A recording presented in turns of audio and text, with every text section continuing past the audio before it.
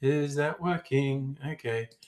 Thank you for the tip. The fucking thing picked a really stupid fucking thing to use as the mic source. I should be there now. Right. Okay. Let's.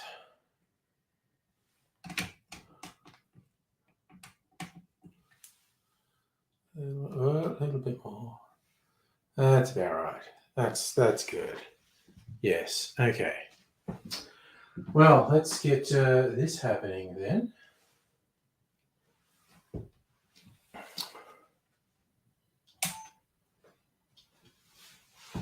All right.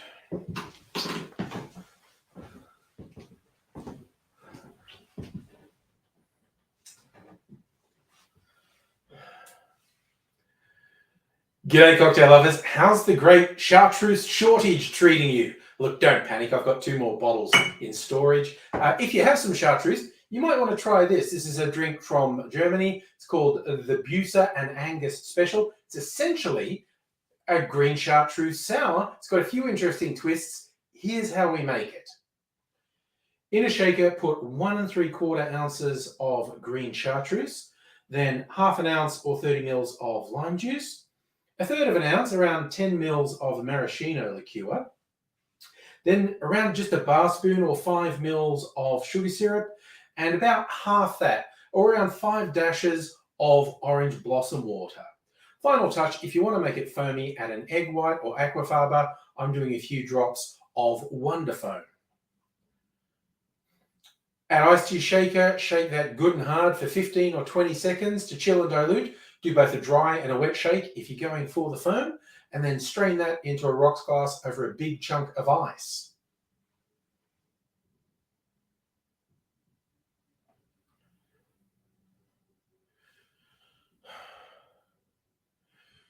Which gives us the Buser and Angus Special. All that chartreuse doesn't really overpower it. Wow, this is actually really good. You should try it. If you've got some chartreuse, here's a new one to try. It's essentially a chartreuse sour. Go for it. My hands are all sticky now. You have to go out and wash them before really settling down. Do that and that. No, that's not what I want. All right, switch that off, switch that off. Switch that off. Move that over there. Bring my chair in. Ooh, shite. Bring my chair in. And honestly, just leave chicken in charge for a minute longer as I wash my hands because they're all sticky.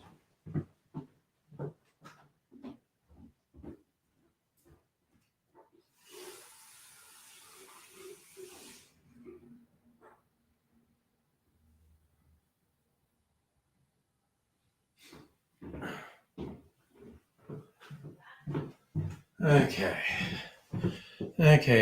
Well, in terms of hand washing, it's not quite as convenient as streaming from the kitchen because I could just turn the camera around and keep talking while I was at the sink. But it's not much less convenient. There's a bathroom just across the hall, so it's actually very quick. Oh, but there we go. Settled. Oh, I can take off the banner for now. I'll probably do at least one more video during the night. There we go. Chartreuse sour.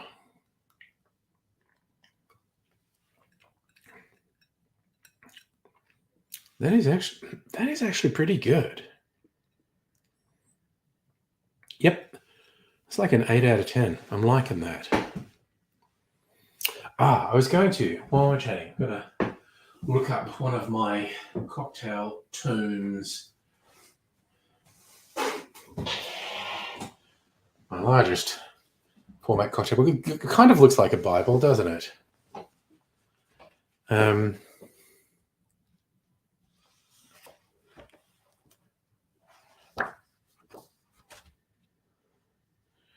There's a cocktail in here called Bitter as Fuck. And I don't think it is actually that bitter. But page 204.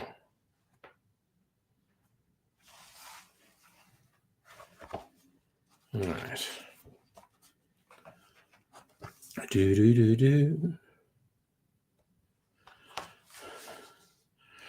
All right, so Scotch,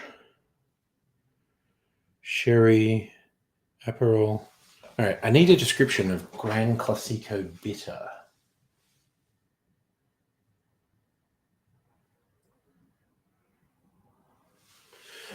Bitter as fuck. Who's the other person watching? Is it Pat? Doing his stealth mode. It could easily be. So just got to look up. Gran Classico Bitter. Get a description of it. Okay. Aperitif, classes and Amaro. Bitter orange, rhubarb, gentian, and wormwood. Citrusy and floral, hints of rhubarb, delicate bitter edge. All right. So 2 bitter orange. All right. I know what I'm going to do then. We're all good. Okay.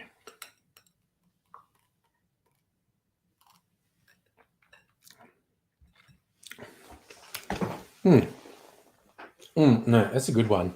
So one that tastes better with each mouthful. Fortified wine cocktails. Punch.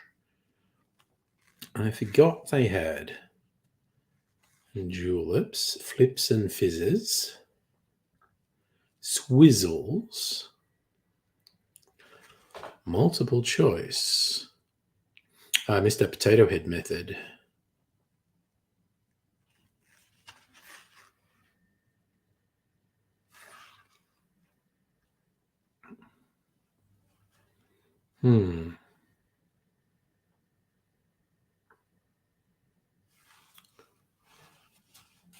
Sazerac variations. Old-fashioned variations. That's my favorite.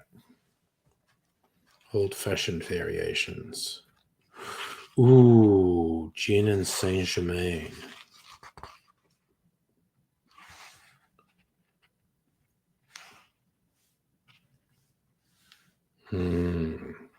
Tea time at Guillermo's. Tequila, rum, Earl Grey infused tequila, Drambuie, maple syrup.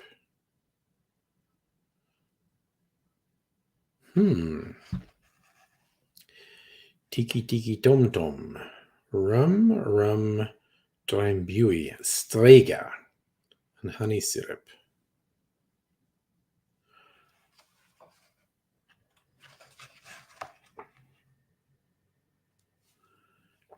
Conferencia. Tequila, mezcal, rum agricole.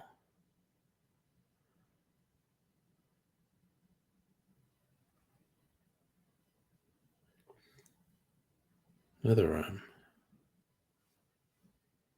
Oof, that sounds pretty good. Tequila, mezcal, white rum, aged rum, sugar syrup, bitters.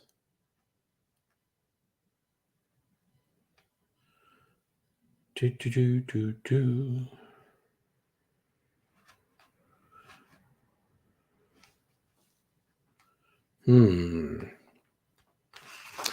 hello, Dr. Abigail. Food stuff. Nice. Liam, hello. Sorry. I was really distracted. I was looking at my book and people are wandering in. Hello, fine people. It's an interesting book. I like it. Just cruising on into Friday.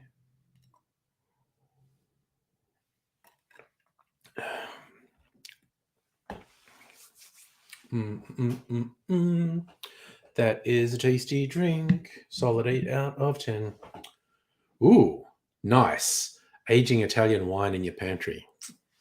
Class act. Oh, yeah, we're going to go for bingo cards. I'm bound to just say extremely predictable things all night. Particularly as I get a couple of beverages into me. That's the way it be. Que sera, sera. Whatever will be, will be. The future's around to see. I have some lemons. I'm supposed to do a lemon twist in this cocktail. I might, for a hoot, actually go and do that. Organize bingo soon. Nice. Do the food stuff first. I'll promise not to. I promise I cannot keep. Because I promise I won't say any bingo things. I just friggin' say that stuff.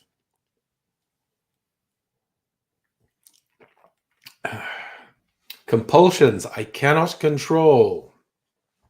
I'm not quite repeating myself directly yet, but sentence to sentence, I'm having one of those drinks where I feel compelled to just keep saying how much I'm enjoying it because it is good. Solid 8 out of 10. And to repeat myself from previous streams, man, I have got to restart my blog and I have to record these cocktails along with my score so I can go back and remember what my goddamn favorites are. God damn it. So,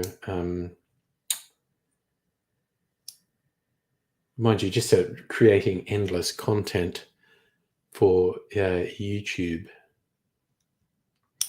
it all blurs a little bit.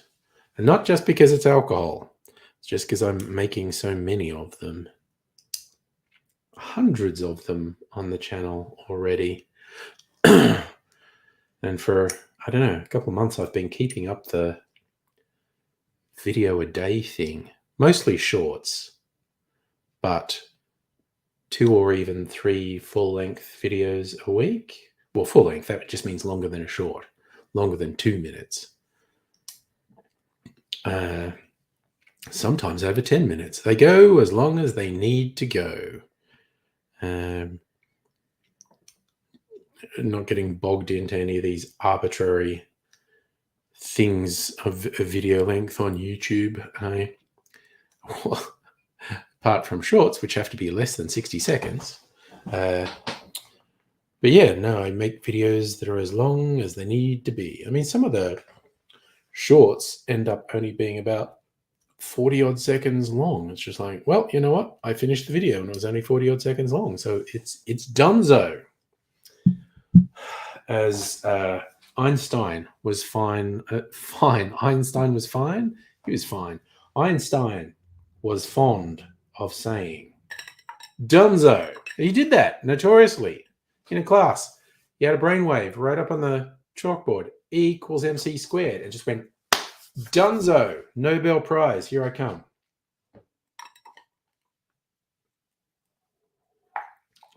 And that's a bit of true history, kids. How it really happened. Don't be going and looking up any books and doubting me, okay? That would be rude of you. And we don't want to be rude. Keep yourselves nice. That's what my granny used to always say. Keep yourself nice.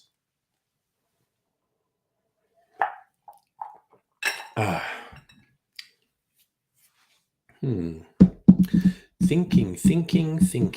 Things I'm going to. I have many ideas in this little head of mine of things I'm going to do.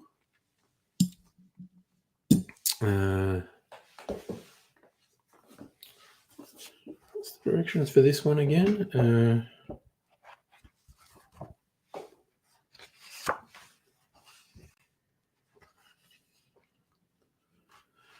Bath. Stir over ice. Strain into a double rocks glass. Squeeze a lemon twist. No garnish. Okay, well, I won't. Can't be bothered if you're not even meant to put the thing in. Although, I've got to prepare the future state. All right. Let's just pour a little bit of this, a little bit of that. A little bit of this, a little bit of that.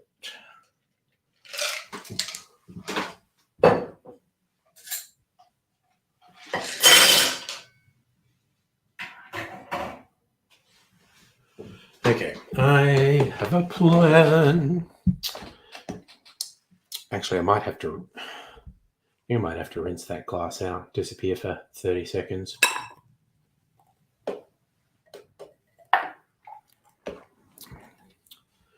But I'll try my plan of just rinsing this out with soda water.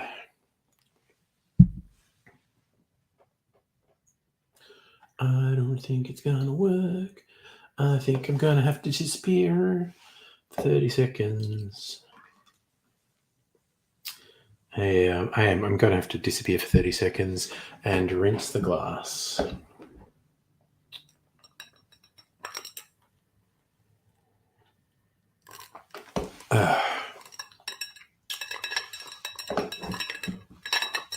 Rinse out this glass with some soda water.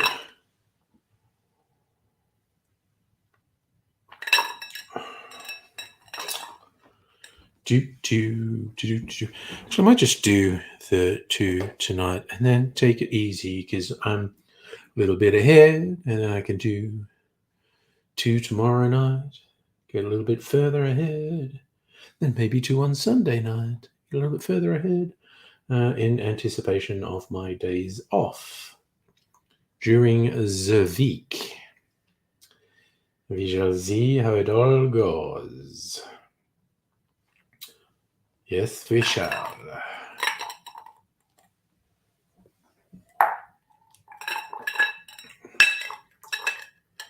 Yep, okay, I might have to disappear and rinse both of these glasses out. Just, because I'm such a professional with aesthetics in my video making. That's me, Mr. Professional. More like Mr. Fuck Around and Find Out. But anyway, that's, it's a fine way to go through life.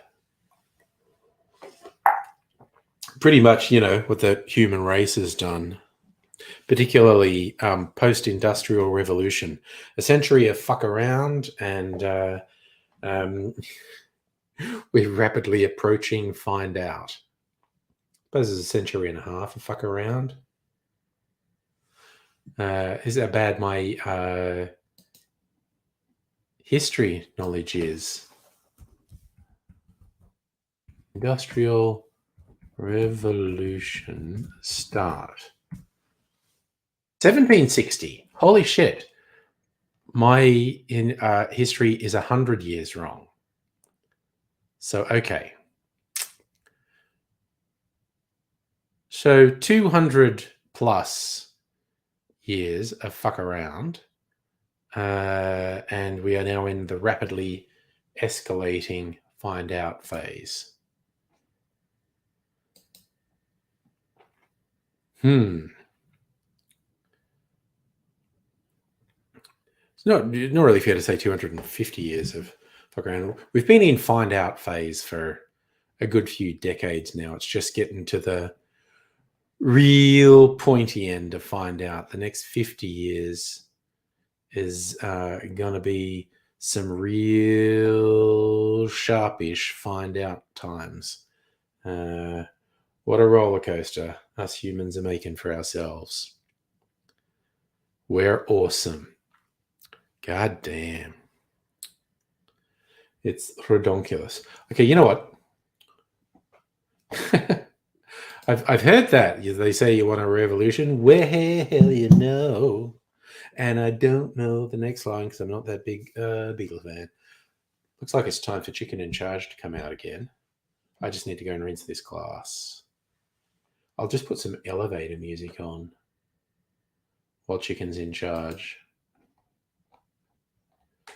What do I want to put on? Daydreaming. There you go.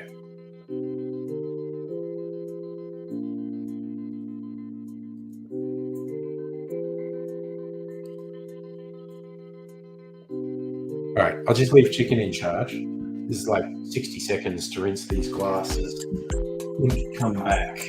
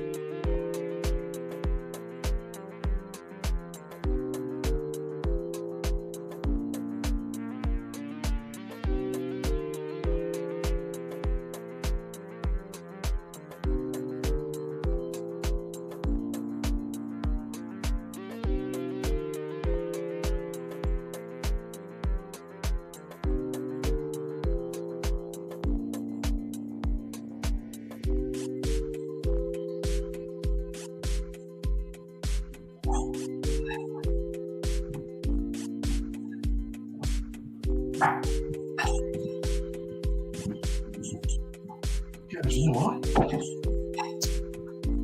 Dang it. Stop hogging on the limelight, Chicken. Turn that off. We all want to change the word. Is that a different song now, or was that the next line? That's how poorly I know the lyrics of that song. That just makes me think, was it Tears for Fears? Everybody wants to rule the world. That's rule the world, not change the world, but change the world if you were ruling it, I guess.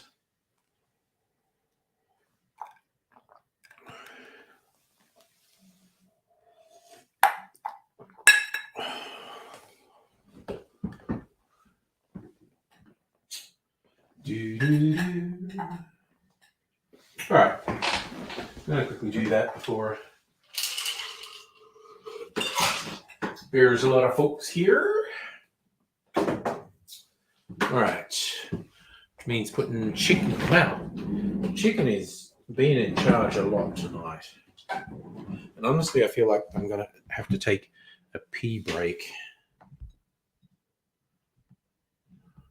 Put Chicken over here, sort of in the middle.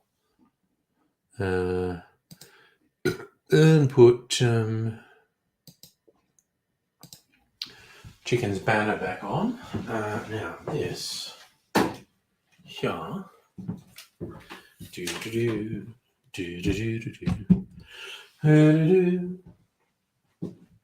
Where's my little GoPro? Okay, so I need to get a whole bunch of different bottles out. Let's get ourselves sorted. Okay, so we want this one and this one.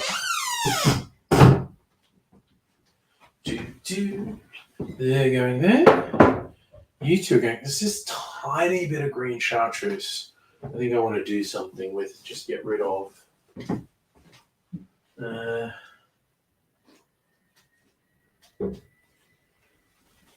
right. Just put that over there.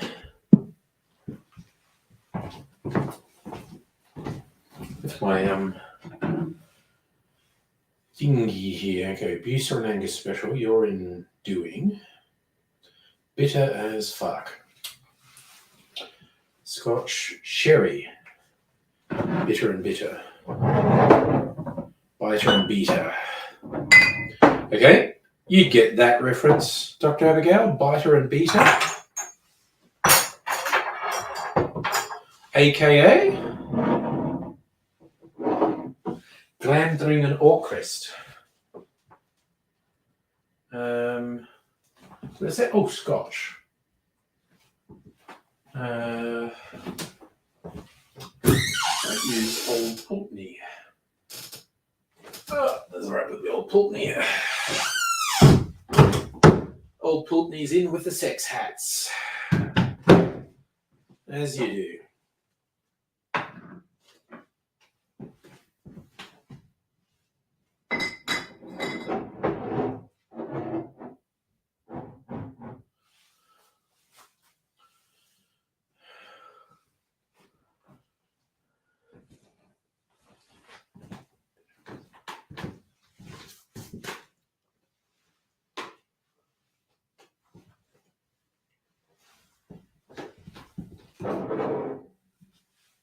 Right, let's do this. Do this. Do that one. There we go. That looks about right. What are these measurements? 1, 1, half, half. That's easy. Easy peasy. Lemon squeezy.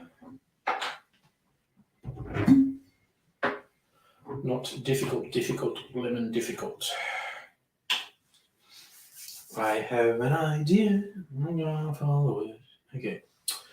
Want my jigger? Where's my jiggers at? Okay. That's all ready to go. Let's do this. Let's do this. Right. Sherry.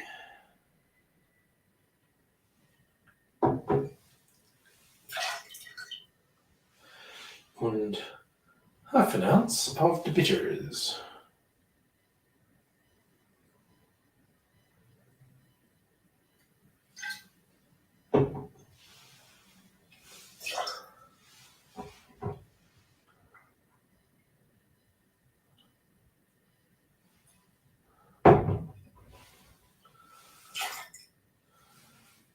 And that's actually that. Okay. And so, ice. And even a bit more ice. Cause you like ice, you like ice.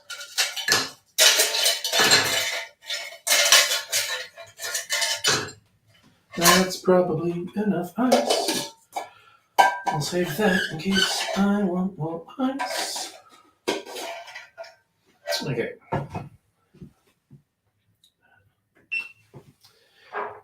Ooh, should have done this. God damn it.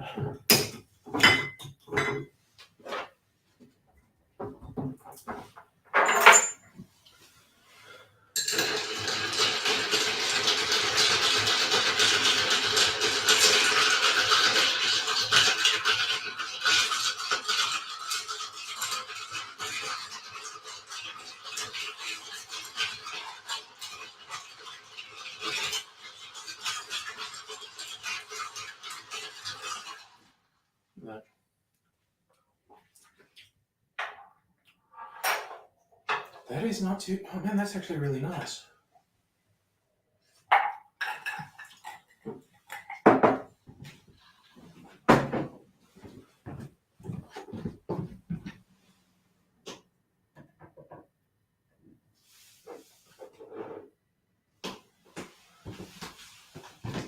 And here we go.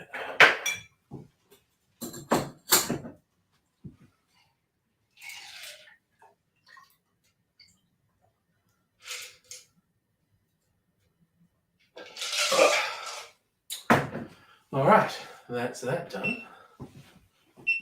Oh.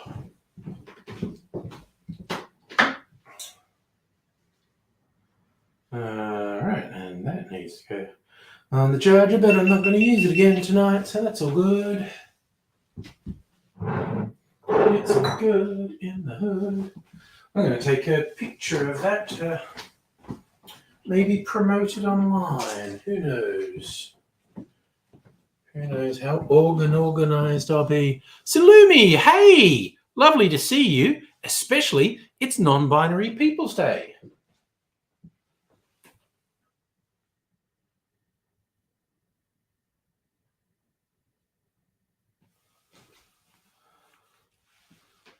All right. Let's go. Let's go. Get this stuff happening. Yep, chicken is still in charge for about 2 more minutes. I do this talkie thing. That's ready.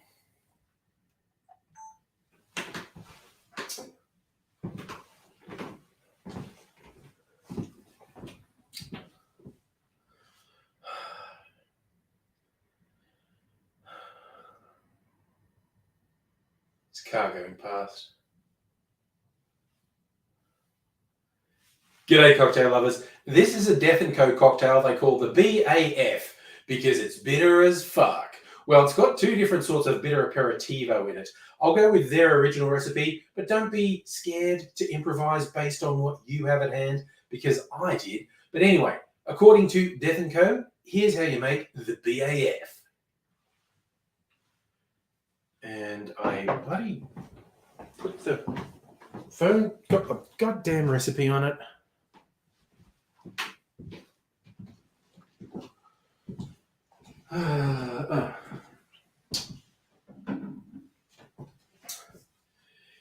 In a mixing glass, we put 1 ounce or 30 mils of Scotch whiskey.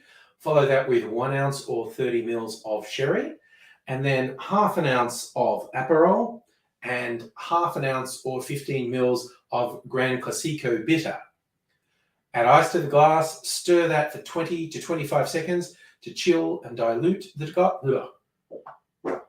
Sorry, probably picked up that far. Add ice to the glass, stir it for 20 to 25 seconds to chill and dilute the drink, and then strain it into a rocks glass over a big chunk of ice. Is it bitter as fuck?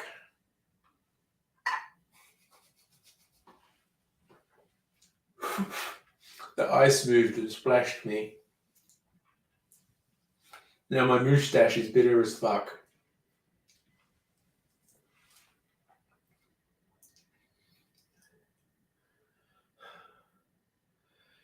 And here we have the BAF, but it is...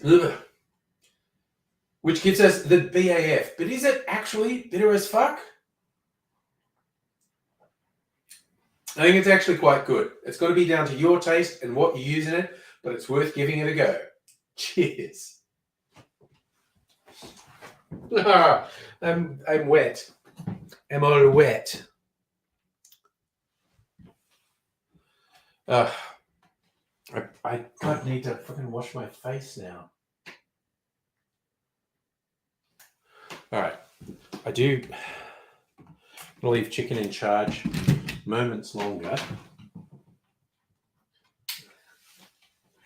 Be fun when I get to the editing. I might actually like that blooper where it went all over my face. I might actually use that.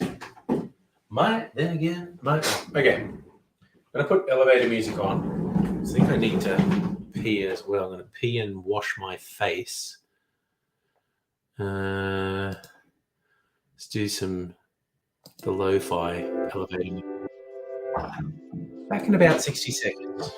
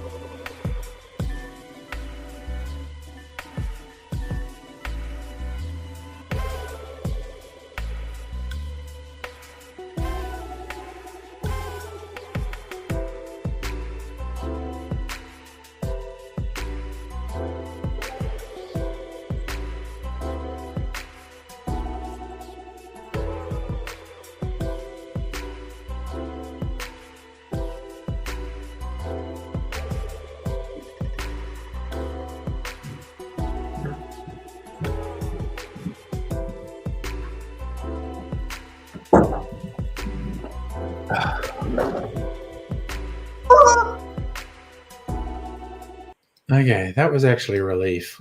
Washing out my moustache. Felt like it's going to be all sticky. Oh, no, that does sound stressful, Salumi. Hope you went to the vet. Teeth doing okay, but has an irregular heartbeat. Stretching out. Gosh, just trying to get the framing of the camera right. Yes, chicken in charge farted too. There's a lot of it going around. All right, my little red bitter drink. Oh, it's not that bitter. It's actually fucking yummy. That is actually nice. Man, I've taken to really liking sherry in cocktails.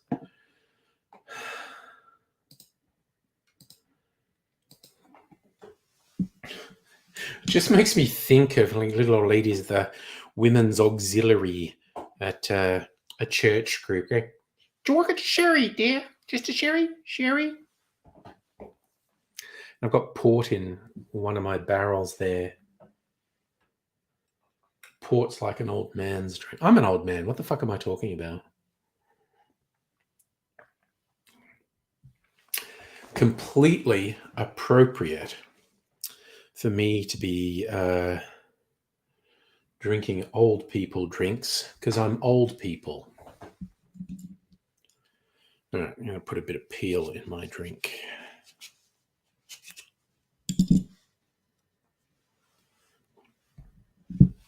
And have a whole plan for what the next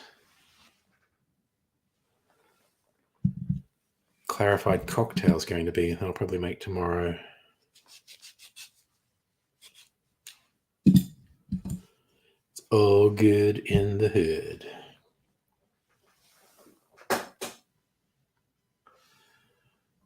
That in there, lots of flavor going in. Also, Mrs. Angry gets that in her hot chocolate in the morning. Where's my old cocktail skewer? I'm going to give myself a cherry too. Because I deserve it. I'm special. There's a few cherries left in here. Stab, stab. From hell's heart I stab at thee.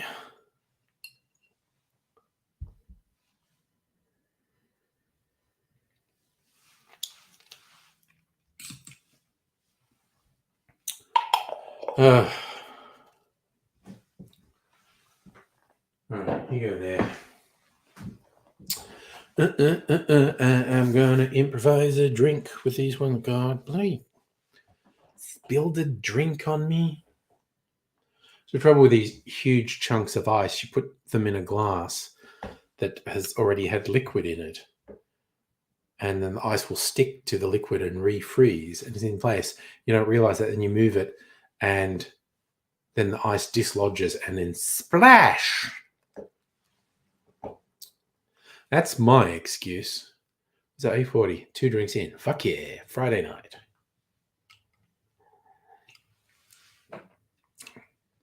I was thinking of fun. Depends what happens, what everyone's doing, chat and that sort of stuff. I might actually fire it up while I'm talking. Thinking of doing some Red Dead Redemption and have Arthur be a serial killer. Like, namely, go to populated areas and try and kill people without being seen, without being caught. And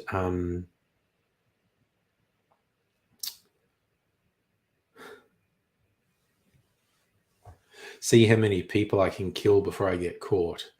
You made vegetarian bolognese pasta. Nice. Class if you're 2018 Sangiovese. Churros for dessert. Hot damn. See, I'm all sold on churros. We actually had churros last weekend with Dr. Abigail. Found a nice cafe for lunch and then had churros for dessert. And it was good. And I just realized I hadn't had churros in ages and they were very yummy. So, yeah. I mean, sounds like a winning strategy for the evening. I cooked up this conglomeration of onion, mushroom, sausage, and they had some Turkish bread pide, and sliced it and grilled that on the pide with cheese on top. It's really yummy. Probably a quite unhealthy dinner. I don't know, but it was yummy. And with the rest of the onion, mushroom, sausage conglomeration, I'm going to make a pasta bake tomorrow, I think. Got some mac and cheese. Mix it all up. Cheese on top. Cook it. Pasta bake. Love me a pasta bake.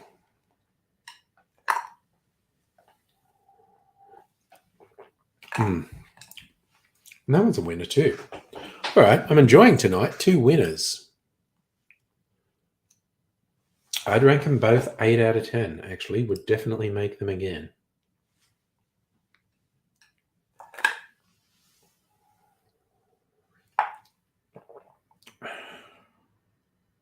No, that is actually quite good. All right.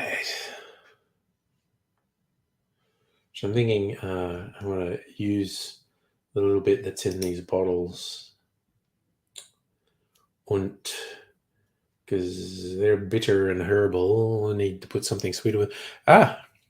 Sherry. Sherry went so well. I'm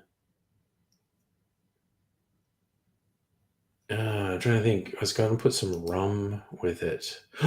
Mango rum. That might be too weird. Triple molasses rum, maybe.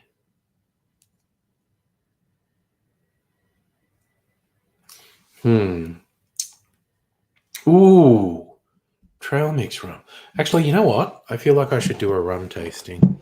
I'm going to make a big decision about putting rum in a cocktail.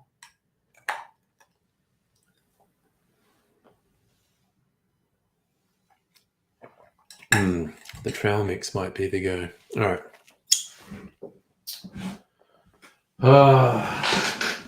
I do this not because I'm an alcoholic, but because I want to make an informed choice. Okay, so I'm going to move this over here so I can get around a bit easier. Now, the ones I was going to choose between the Gospel. Which one's that? Fancy molasses, yes. Trail mix.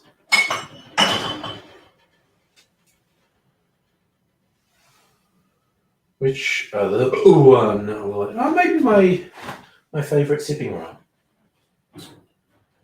All right. Although actually, this spice rum. All right. From WA. This is my mystery bottle I got a couple months ago. Must be just about due for another mystery bottle. Actually, oh no, it's probably not for another month. Okay. So, you know what? I might put them up here. Single cask rum, 51%. Fancy molasses, 52%. That one's only 35%, and that one's 40%. All right. Tasting time. Right. Now, same fucking deal. You get out of the way. Get some shot glasses. Shot glasses. Okay. Do.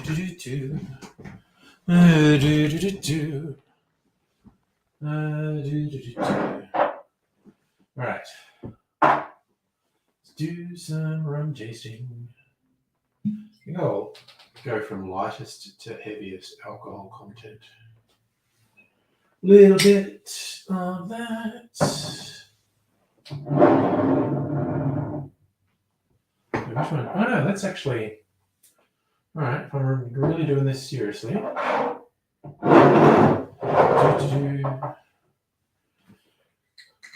Fancy molasses rum, 52%. That's the most alcohol. Trail mix is 40%.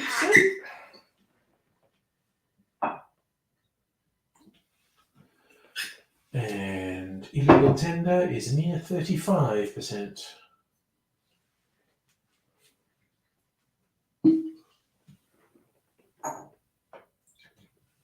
All right. All righty. All right. Now, starting which one of these? Something that's kind of sweet and will balance bitter and herbal. It's like cinnamon and vanilla, typical for spiced rum, really.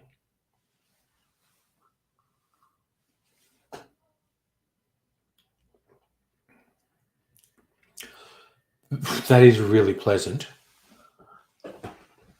Ooh. Tastes like cake fondant. Yeah, there's a little bit almondy in there. There's a distinct marzipan characteristic in that one.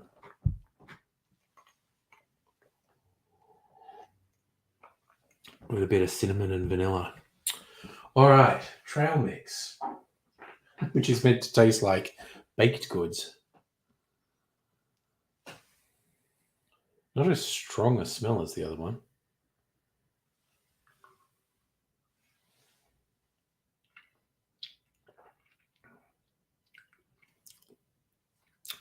Probably better flavor. Oh man, that's actually quite nice.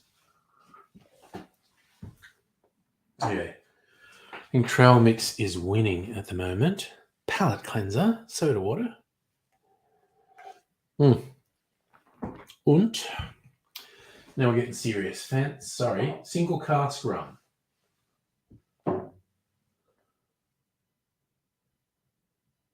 Their very first cask that they put rye whiskey in, aged for 7 years in a red wine cask before resting in a rye whiskey barrel. Man, that's a real story with that one.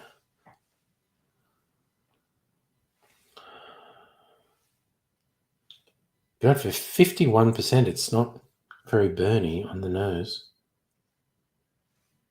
What are they saying with their hype? Salty and savoury, warming rye spice to finish.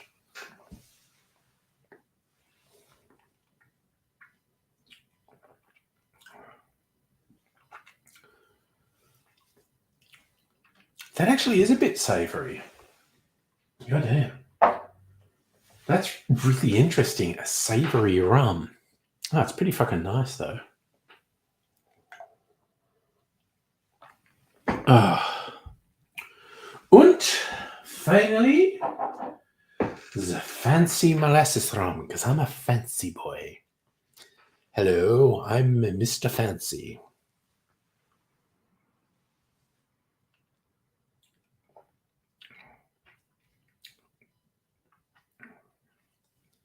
Well, it's got a slightly bitter edge, but... All right, it's going to be trail mix. I think we are going to make this drink with trail mix and sherry. Where did I put the bitter? How much is left in this? Is this more than it looks? Ugh, it's only one of those things. One of those. Oh, wow, I just did the wrong thing then, but that's okay.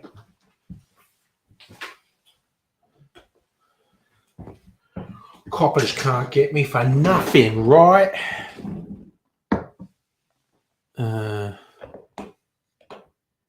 Oh, nice. Sauce has been slow cooking for hours. I did one a while back.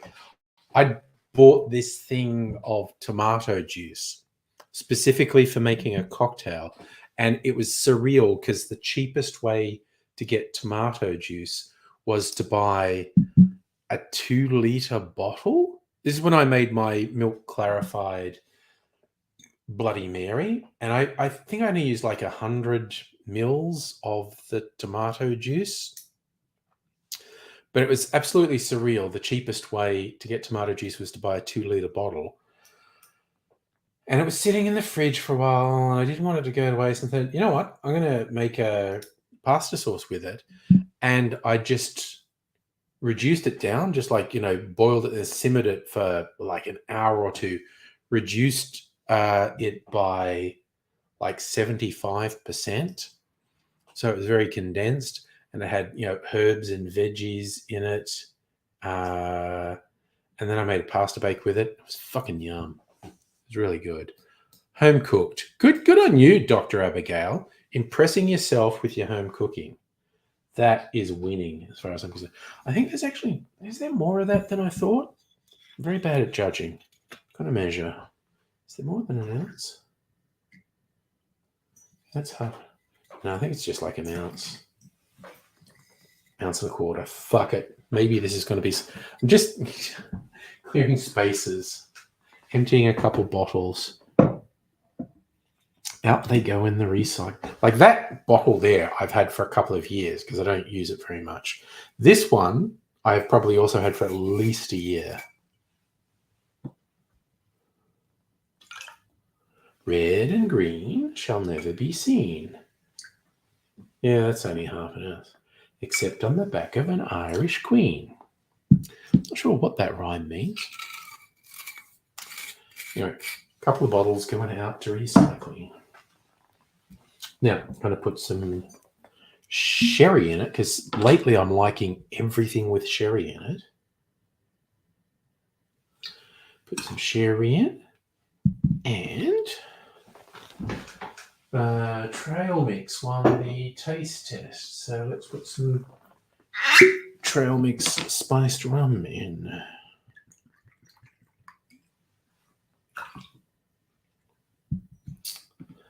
And maybe a bit of my sugar syrup. Bit of sugar syrup.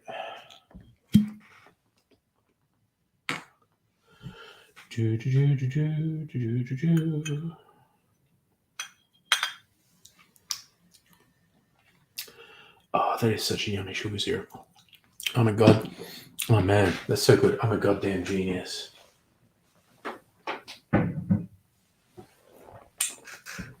Oh, look at my drink is now black. My drink is black. Black as my soul. I'll just stir that up.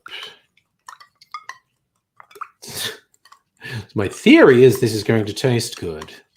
We'll see if reality matches theory. That's probably chilled it enough.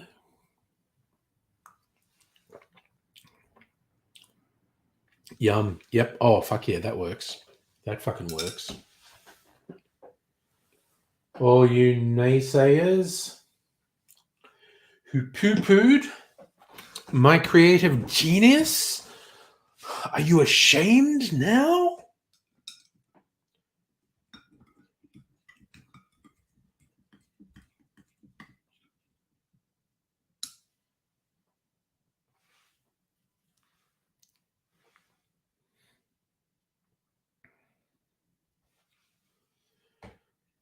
Sorry, just that weird little rant I did then reminded me of stuff I had been watching on YouTube today. There's this guy talking about free will and how, in his opinion, it doesn't exist. And Robert Sapolsky is his name. And it's kind of like, I was going like, you know, the way you're phrasing what free will is not, I don't think, conforms to what the general populace thinks when you say free will. What he was saying is we are products of everything in our life that led up to here, including stuff that happened before we were born, which I thoroughly agree with. I definitely agree that everything that happened prior to that moment contributed to what happens next. But when I hear someone say there's no such thing as free will, it feels like you're saying, I can't decide whether to lift up this bottle or this bottle. And the one I lifted up first was predetermined by everything that happened up to that point. I don't believe that's what he means. But it's where I think this sort of discourse is challenging, difficult, dangerous, because the general populace, if you say there's no such thing as free will, it's sounds like you're saying I have no free will in choosing between whether I have churros or ice cream for dessert, or churros and ice cream. And this Sapolsky guy, my understanding of what he's saying, that isn't what he means. It just means every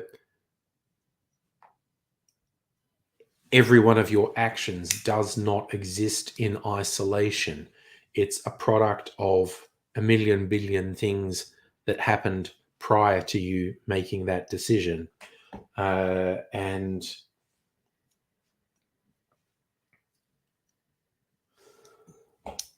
well, that actually isn't what he says, Mega Leech. He certainly doesn't say things are random. He says we can be changed by circumstances. We can be changed by events. So when he says free will doesn't exist, he doesn't mean give up and nothing counts and whatnot, because events that happen can affect us and affect what we do next. And when he says there's no such thing as free will, how I understood what he said is he's not saying it's impossible for you to choose between A and B. The choice was predetermined and was always going to be that choice. He's not talking about on that micro level. He's talking in the general sense. You don't have, you may have the illusion that you have complete control over everything you do and everything that happens, but everything you do is largely determined by things that happened before you did that thing.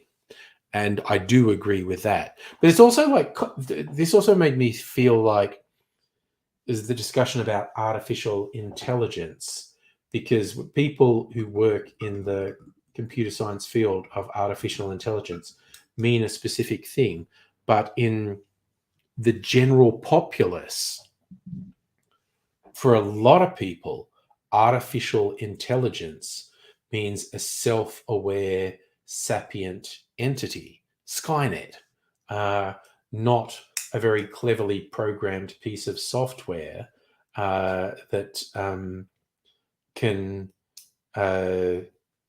arguably learn from things and make decisions. And it doesn't really learn, it doesn't really make decisions, but it simulates learning and decision making very well.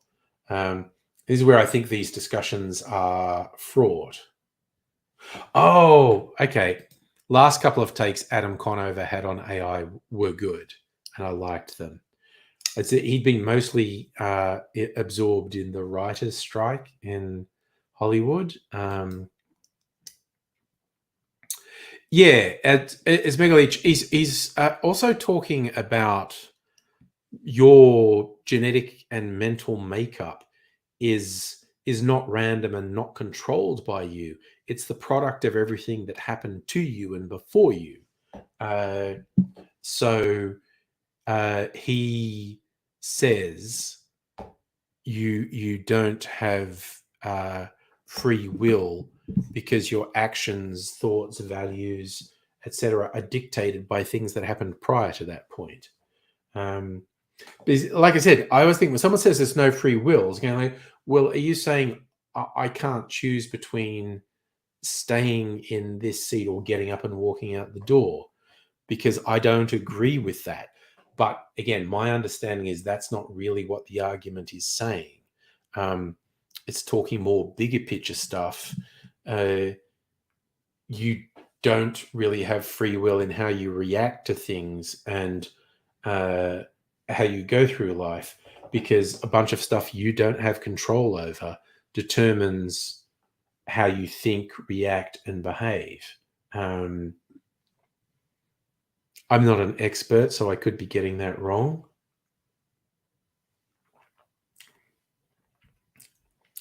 But I do think that the general populace, if they hear someone say free will doesn't exist, they think you're saying, I never make choices. The choices were always predetermined.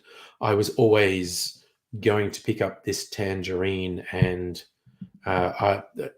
this peeler second. I was not going to pick up the peeler first and the tangerine second, and I couldn't have made that choice. I don't believe that's what the philosophical argument actually is. If you flip a coin random, unless you analyze it to an extremely deep degree, the result of a coin flip is not random. Us as individuals may not be able to predict it, but the result with the right sort of computational analysis could be determined, because it would be determined by the angle that's the coin is sitting on your hand, the force and direction of your flip, and what it lands on, and friction and whatnot. So those things would not be random. They could all be analyzed and determined. But we don't have control. We don't have complete control over it. And multiple things can happen to us that we don't have control over that then affect us. I do have a tangerine. I normally get an orange, but the tangerines were looking particularly nice. So tomorrow I am going, you can see it's mostly denuded of peel. Tomorrow I'm going to juice it and use that to make a clarified cocktail. And I had just a fucking brainwave of what I was doing. I'm going to make a very smoky, old-fashioned variation and clarify it. It should come out clearish. And I'm going to call that Smoke on the Water. Yes, this does not look nice anymore, but you can see the little bit. It was very nice and smooth and orange. And the oranges in the supermarket looked munted before I peeled them. And the tangerine looked really nice. I went, you know what? Fuck it. I'm getting a tangerine. So, oh man. Why have I become such a fucking sherry head? I don't know. But I am. I'm a huge fucking fan of sherry now. I don't drink enough of it because there's like 3 or 4 distinct sorts of sherry, and I don't drink enough of it to have the different sorts. I just get like one sort. You get all these cocktail recipes. Says, don't use this sherry, use this. I'm like, motherfucker, I'm not going to have multiple sherry bottles open at once. Oh, the staff could try and stop me from peeling the oranges, but my peeler is very sharp, and I will peel their skin if they're not careful. Ah ha ha. Oh god, it's only 9 o'clock and I'm 3 drinks in. I don't know how long ago. I think after this, I absolutely just need to drink soda water for a bit. And also, speaking of fucking empty bottles, this soda water bottle's empty. I probably need to go out and get some, although there's still some in the glass. Need to drink soda water for a while. As tempting as it is to drink more alcohol, because I like the alcohol. Oh, it's so fucking yummy. Oh man, I should make a sugar syrup out of sherry, reduce it down on the stove, and add some sugar so it's even sweeter. Oh man, that would be a great old-fashioned sugar syrup. Ooh, a secret story AI. Nice.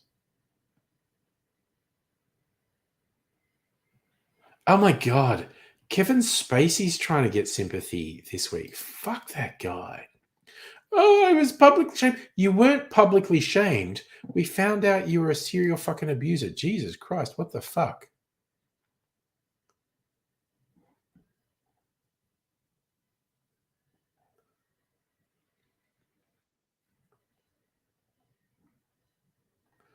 I missed that whole thing with Miguelich, maple syrup and thing. That's oh my god, that's crazy duck stuff. Okay, that's far too many things. I can't keep up with that.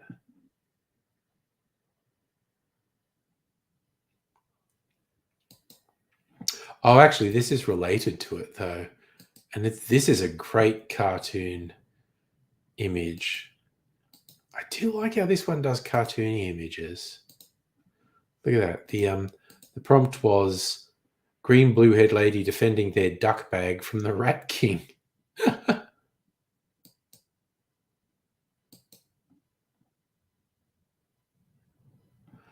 That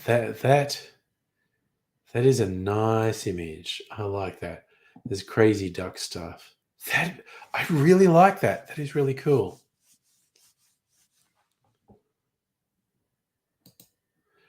And yes, that that message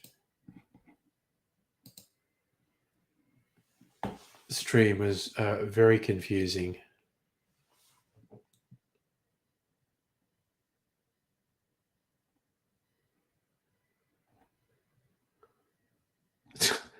There's a whole thing about cloacas and ducks and the Rat King, and it's all a bit overwhelming, quite honestly.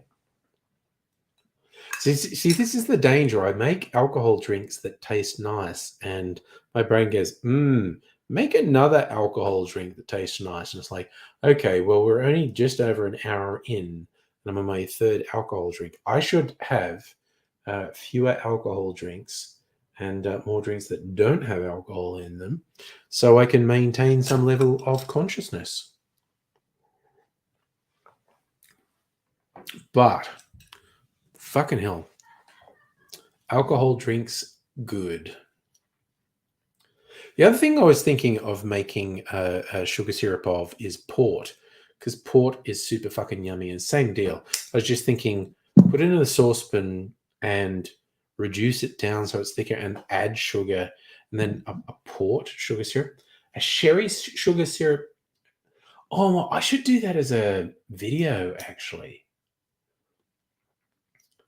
A sherry sugar syrup and a port sugar syrup,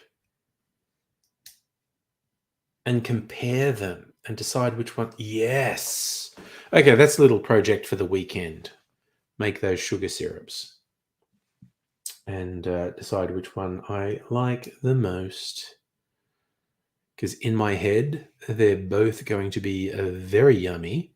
So I need to take them out of my head and bring them into the real world and see what they're like. Oh, that was a nice ding. My glass hit my jigger. Okay, that's like a well-made thing. Well-made things ring. Well-made metal things ring. Well-made glass things ring. Stuff that's less well-made just makes kind of dull thud noises, but... So this metal jigger is well-made and symmetrical, I think. There's like a lot of my glasses down there are very well made and make beautiful ringing noises when you go cheers. It just randomly popped into my head. I haven't broken a glass in ages, which, as we all know, is an embarrassing thing to do on a live stream. And I haven't done it in ages. And I just thought of something, and it made me a bit sad. It's like when you leave someone behind. I am a big believer in, if someone fucks with you, if someone crosses the boundaries and it's just too much, absolutely cut them out of your life. That doesn't stop being painful. Why did my phone ding then? It makes it sound very much like... I thought so. Dr. Abigail testing. Is my fridge running? You better go catch it. Ha ha. I saw a thing once, it was like a prank video, the prank caller calling someone going, is your fridge running? And there's no, hang on, I'll go and check. And then they come back and go, it wasn't. It was the plug had come loose. All my food would have been spoiled if you didn't get me to check it. Thank you so much for calling and asking me if my fridge was running. You saved me the money of all my food. Prank calls.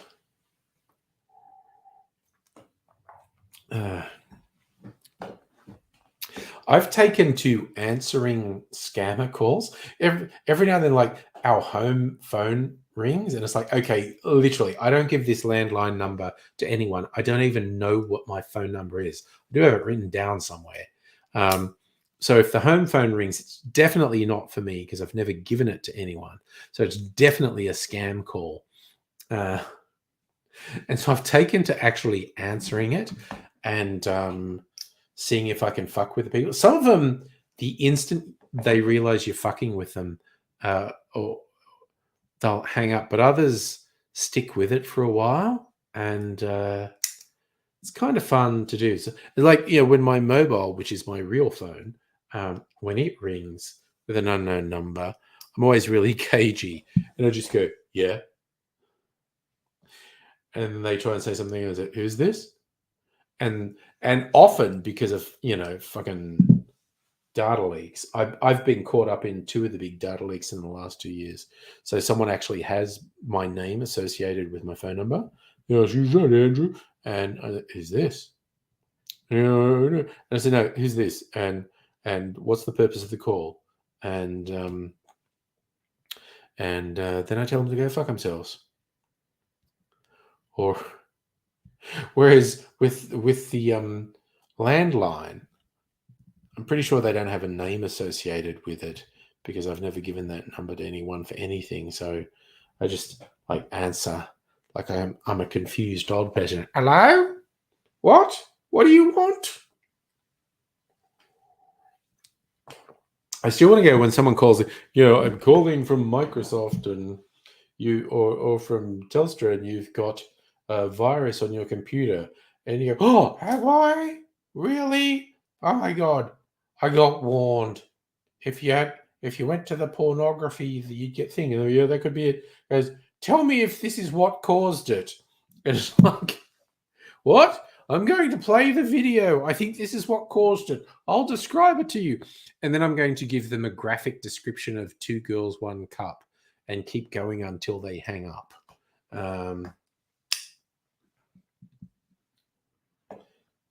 You basically get two sorts of the scam callers. The one who will keep going until you hang up, and the ones that will hang up the instant they realize it's a scam call and they won't use any more time on you. I did get a really funny one. It was like, I'm from Bank X and you've had a thing and I don't have an account with that bank. And I answered them and go, I'm so glad you called because I definitely have an account with that bank and I'm feeling very gullible today. So if you say stuff, I'm probably just going to believe you. And they realize that I know they're bullshitting and they just hang up.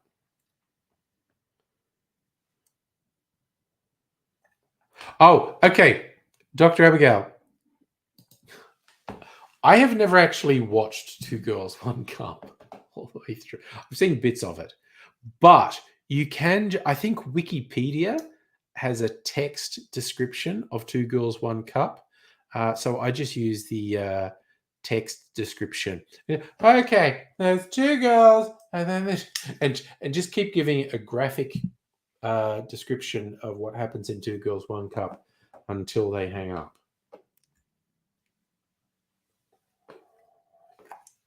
I'm not sure if you can even find Two Girls, One Cup on the internet.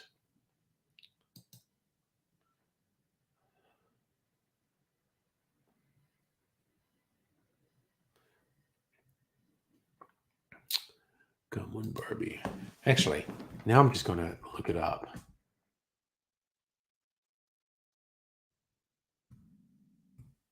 Because it used to be a thing you had to pay for it. Two Girls, One Cup. A 2007 film.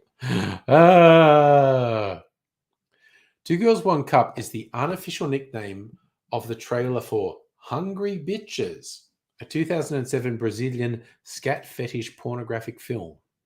It's Brazilian. I didn't know it was Brazilian.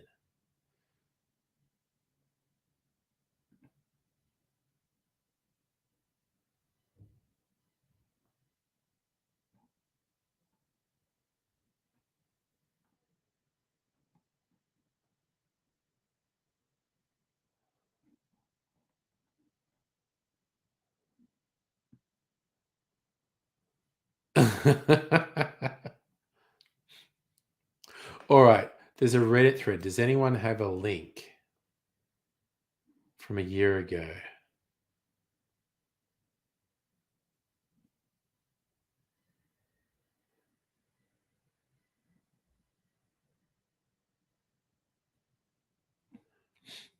Oh, dear. Noog, hello. You've come in just as we were talking about a cursed video. Yes. Dr. Aguirre, a spammer call you with Telstra NBN scam. Spent 20 minutes actually arguing the point. Wow. They often, like I said, there are the two types of the scam callers. The one who are determined to get you and they will never hang up, and the ones that will hang up the instant you say something that tips them off, they're a scam, then they won't waste any more time on you. But yes, I have taken to just pretending I'm a scatterbrained old person Yeah, not far from the truth. That's the classic. How to make a lie convincing. Make it not far from the truth.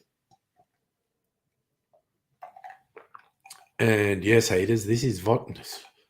So I'm just drinking vodka. It's not water. It's vodka. Oh, it's actually pretty yummy.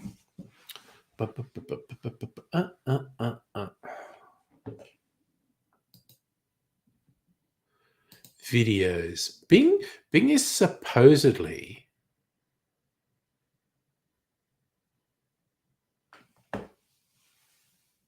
a good choice for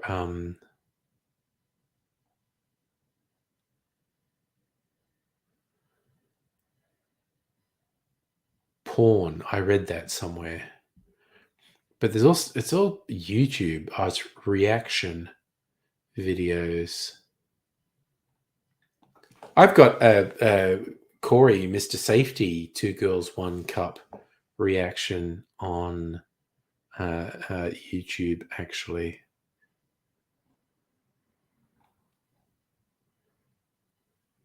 Lots of videos on YouTube saying, is it fake? High schoolers react to 2 Girls, 1 Cup. That sounds criminal, quite honestly.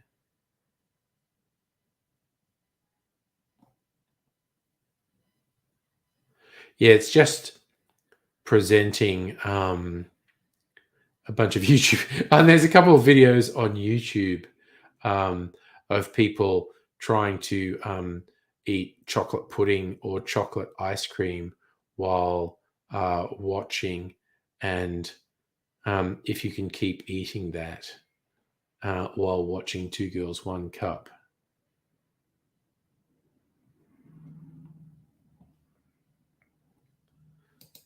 That would be a challenge. You had a door-to-door salesman argue with you, trying to get you to switch. Oh, it's like a common one I get on the calls, and I don't know, it may not actually be a scam. It might be a real government thing. They go like, I'm calling, and they're like, and people come to the door sometimes. We replace all your lights free of charge with low energy use ones. I'm like, fuck off. This is unsolicited. Fuck off. I don't trust you. Go away. Hey, Justin, how you doing? We're deep in 2 Girls, 1 Cup conversations at the moment, so you lucky guy. Oh.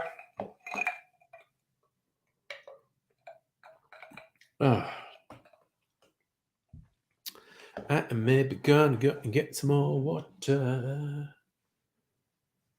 because I should try and be a little bit responsible.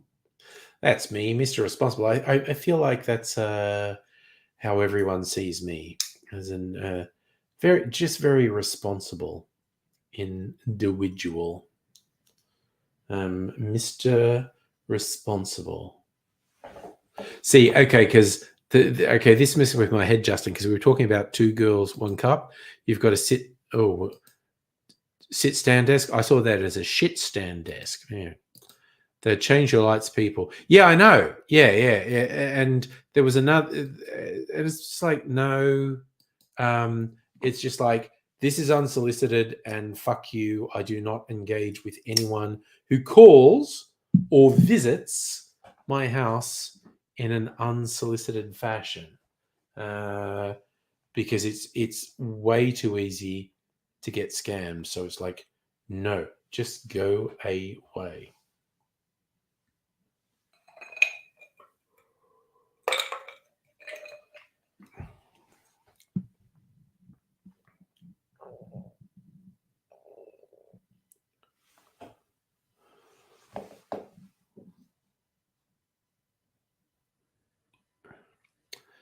Yes, that's the polite way of saying it, Dr. Abigail. They're a bit insistent. Yeah, I just shut the door on them. I love that, Justin. Your home office is more ergonomic than your office.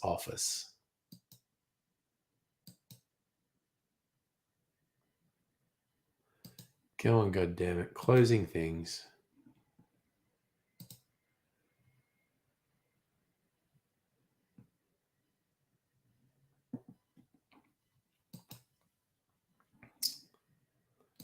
Oofed. Yeah, officers. Jesus Christ, there were some stupid fucking articles this week about return to the office.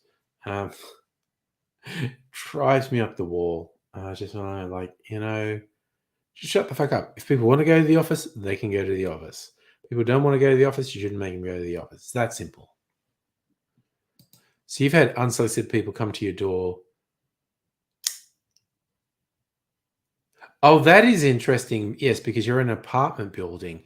That would actually be more disconcerting to me, being in an apartment building and having someone randomly knocking on my door. That would, oof. Okay, here. Oh, of course you can come on the stream. Actually, yeah, anyone who wants to, I'll do. It's Friday night. That was really weird.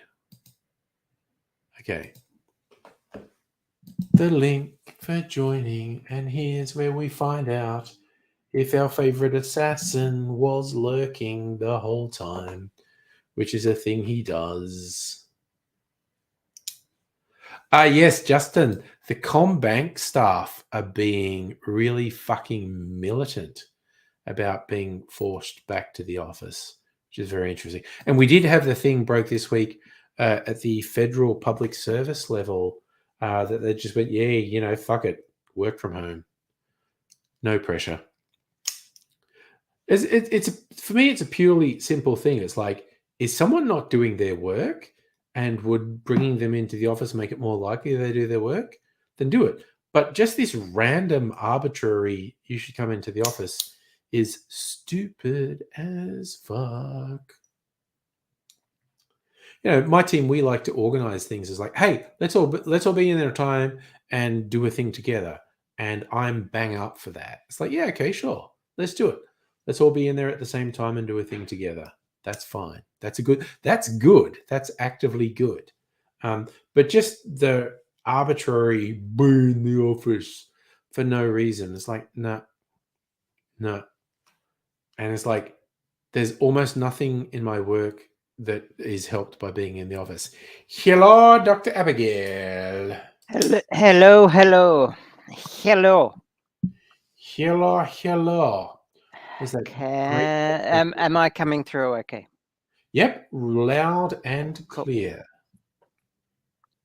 Yes, Justin, isn't it funny? I fucking love, like, COVID upended the world. COVID just smashed norms and killed millions of people, and I did. But again, working from home, wild. Yes, I read that thing about public sector workers just go at it, work from home. I assume you're going to take that up to its fullest potential. I'm state.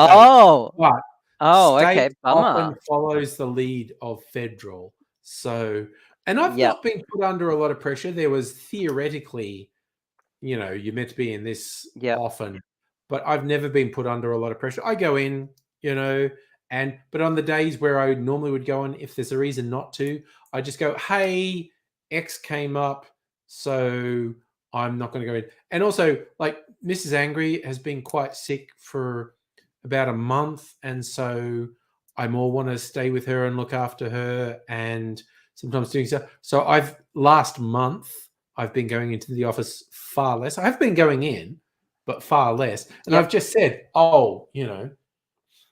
Angry's not well, needs someone to look after her, needs someone to take her to. And the thing, this weird gastro thing, whatever the actual source of it is, how she feels is bang on, like Dr. Abigail, with what you tell me about chronic fatigue, chronic pain, and what people who have long COVID tell me about long COVID. It's the same thing as like the actual illness, the gastro thing is not acute anymore, but she gets up and does something and then just goes back on the lounge. Well, that was a fucking mistake. What was that? Yeah, damn. Oh, I feel for her. Because that's my everyday existence. Yeah. That's she was asking when you me. Yeah, when you have literally just enough energy to do one thing every day. And sometimes that one thing is less than some of the major things that you need to do. Like sometimes I have less energy than it takes to have a shower in a whole day. Yeah, and that's a huge thing. Yeah. Oh, absolutely. Like days like that, I have a shower and I'm wiped for 2 days. Yeah. No, Mrs. Angry gets up and she goes, I'm going to put some laundry on and then cook something for lunch. And then she sits on the lounge and goes, well, that was a fucking mistake. Yep. And then there are days like today, I did a bunch of decluttering. Then I made a fucking meal. Like making a meal is usually beyond the scope of a whole day. But I've done like 2 huge things today. I'll probably suffer for it tomorrow. But yeah, like this is like a big day for someone like me. Like imagine like spending 3 hours tidying up and then cooking a meal, and that's extraordinary. Imagine living your life like that. It's nuts. It's kind of like with Mrs. Angry when I said to her, look, I understand what's happening. You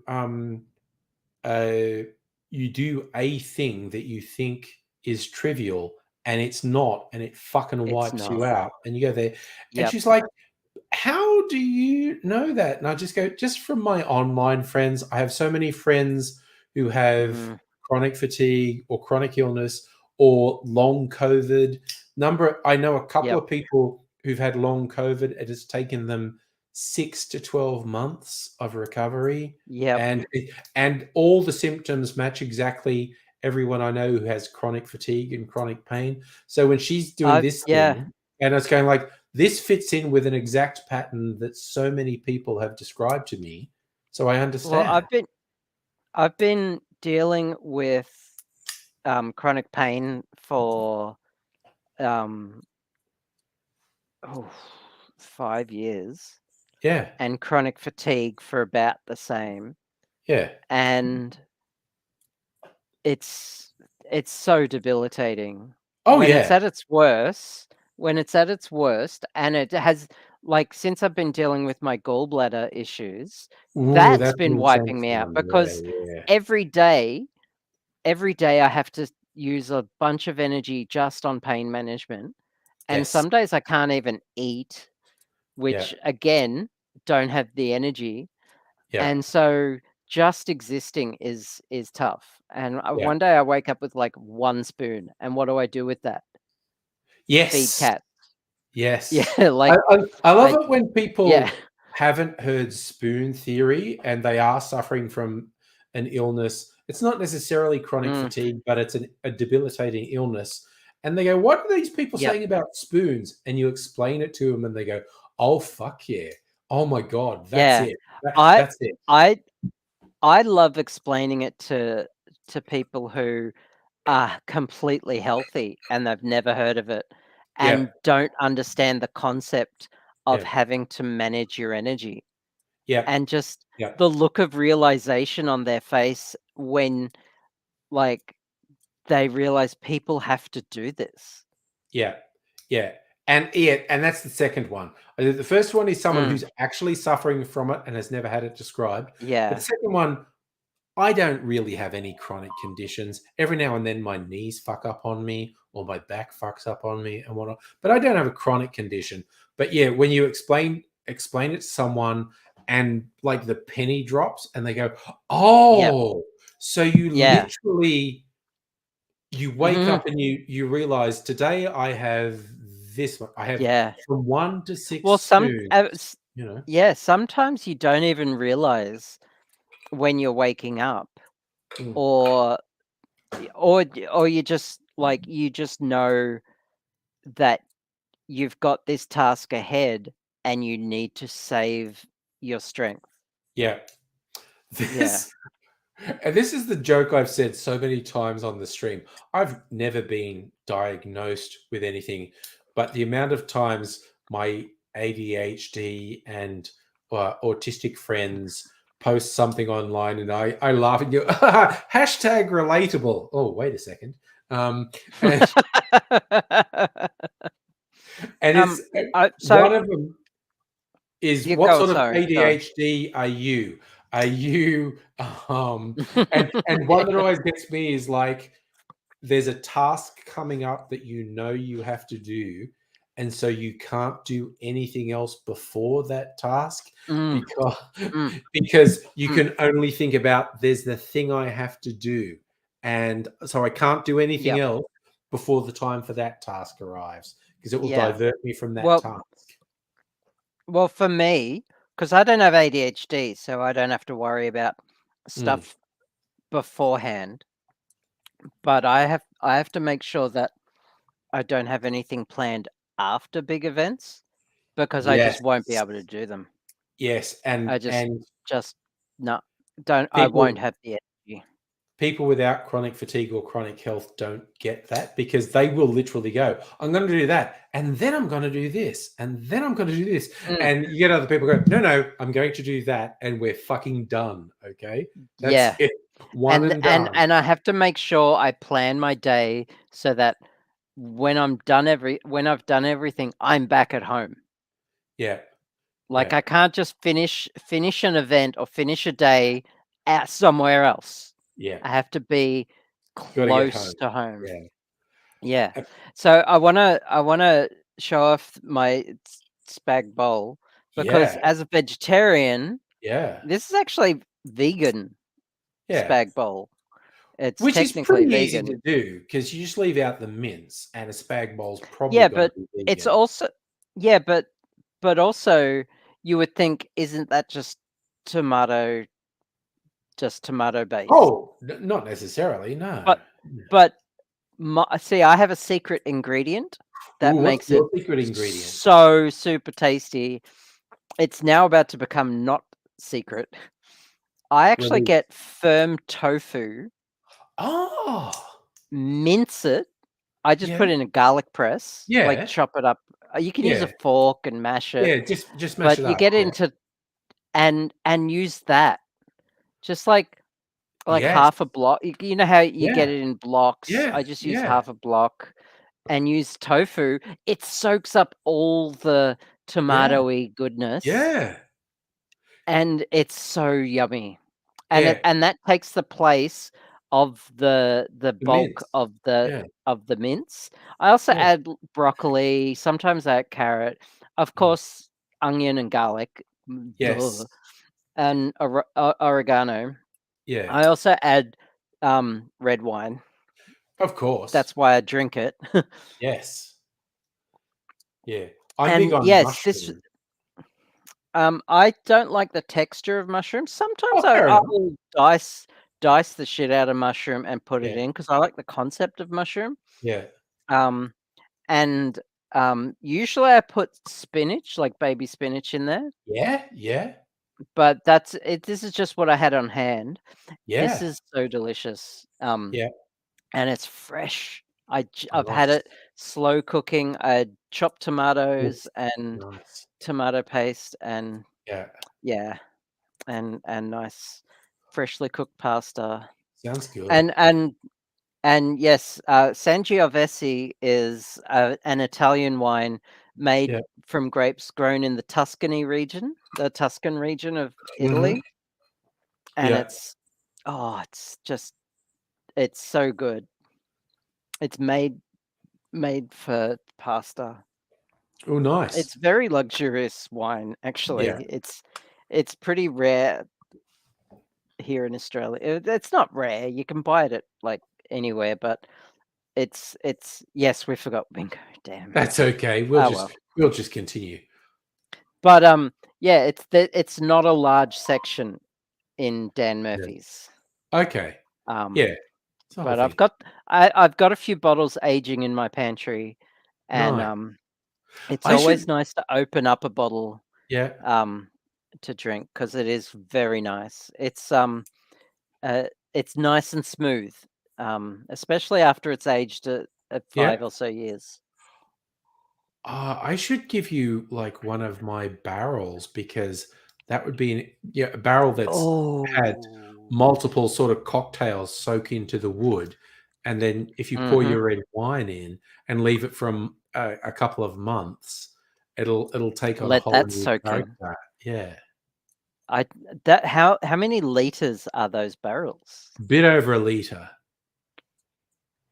Okay, because the bottles and Nog, yes, that was a Star Trek alert as on my phone.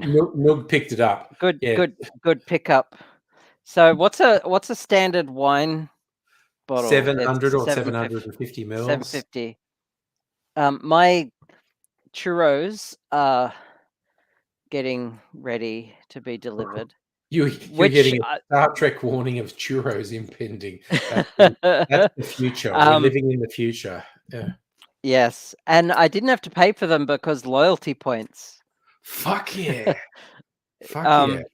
Okay. Because I joined I buy churros enough that I thought I'm going to join their loyalty program, and I've got a Dan Murphy's card. You've got a churros loyalty card. Yeah, it's paid off. Like, sounds like it. It only took me like a couple of months. Yeah. Like, they've even paid for like delivery, and yeah. Damn. Okay. Why not?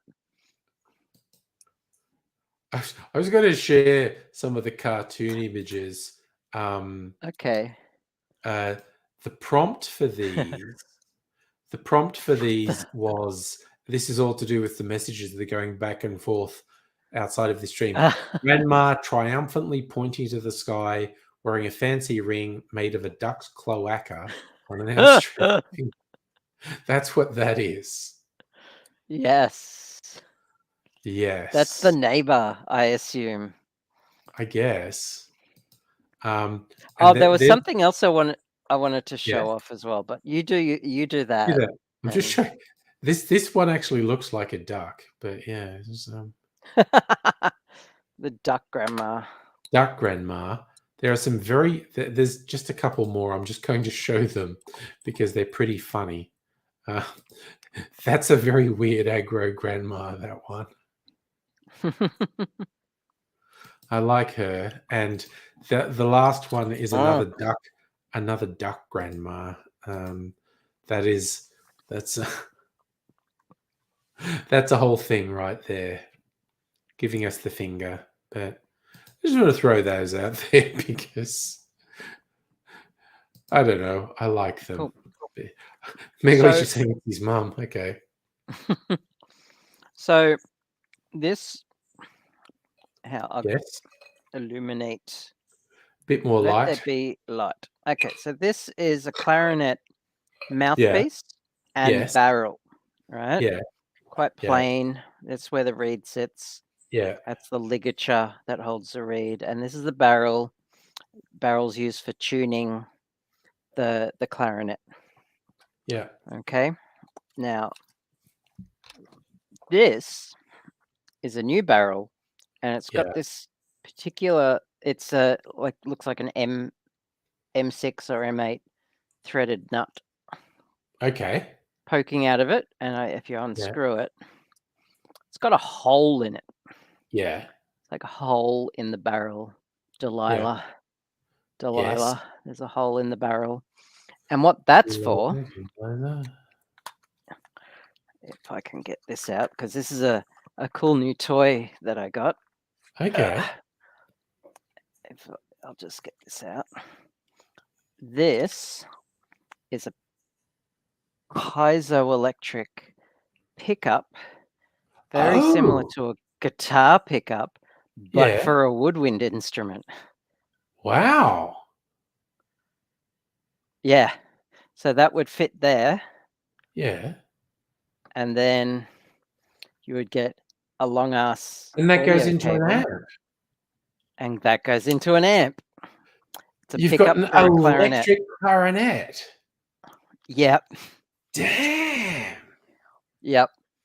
And so this can plug into anything. It can plug into an amp, a guitar pedal. God damn. My computer. What I plan to use it for is a portable amp and headphones, so I can monitor myself. Yeah. During band rehearsal, because at Squawkestra there are a number of clarinetists who have no volume control and only hit every third or fourth note, and sometimes not on time. And it's very frustrating and just put me right off, and at full volume. And so if you can imagine, it makes it hard to play. Yeah. So now I have technically an electric. I can electrify my clarinet. That's very rock and roll. That's so there's this guy in Queensland who makes these. Mm-hmm.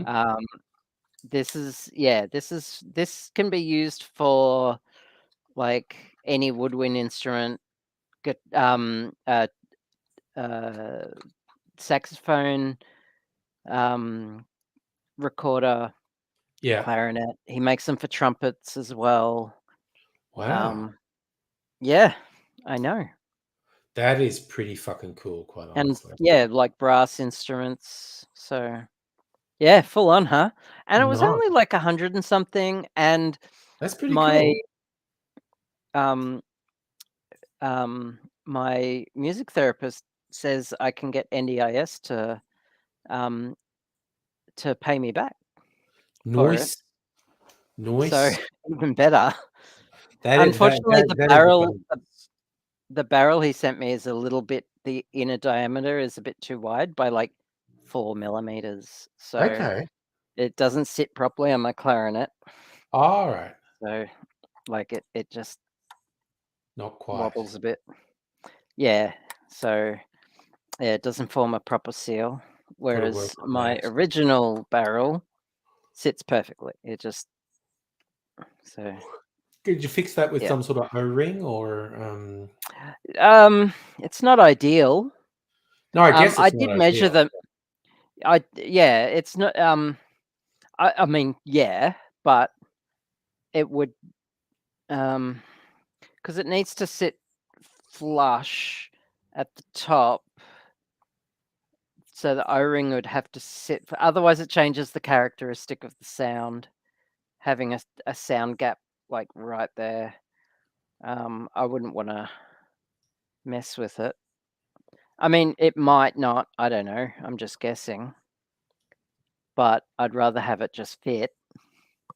Yes, I imagine you would, yes. So anyway, the guy is sending me a different barrel anyway. Okay, cool. So yeah, just cleaning a bit of cork grease off of this. Fair enough. But yeah, this just arrived this week, and I'm really pretty cool. I've got a portable amp sitting at the post office waiting for me to pick it up. So yeah, can't wait to try it out. It does sound pretty good. Yeah. So yeah, I just thought I'd show off a new toy. Yeah, you should. That's pretty cool. I like that.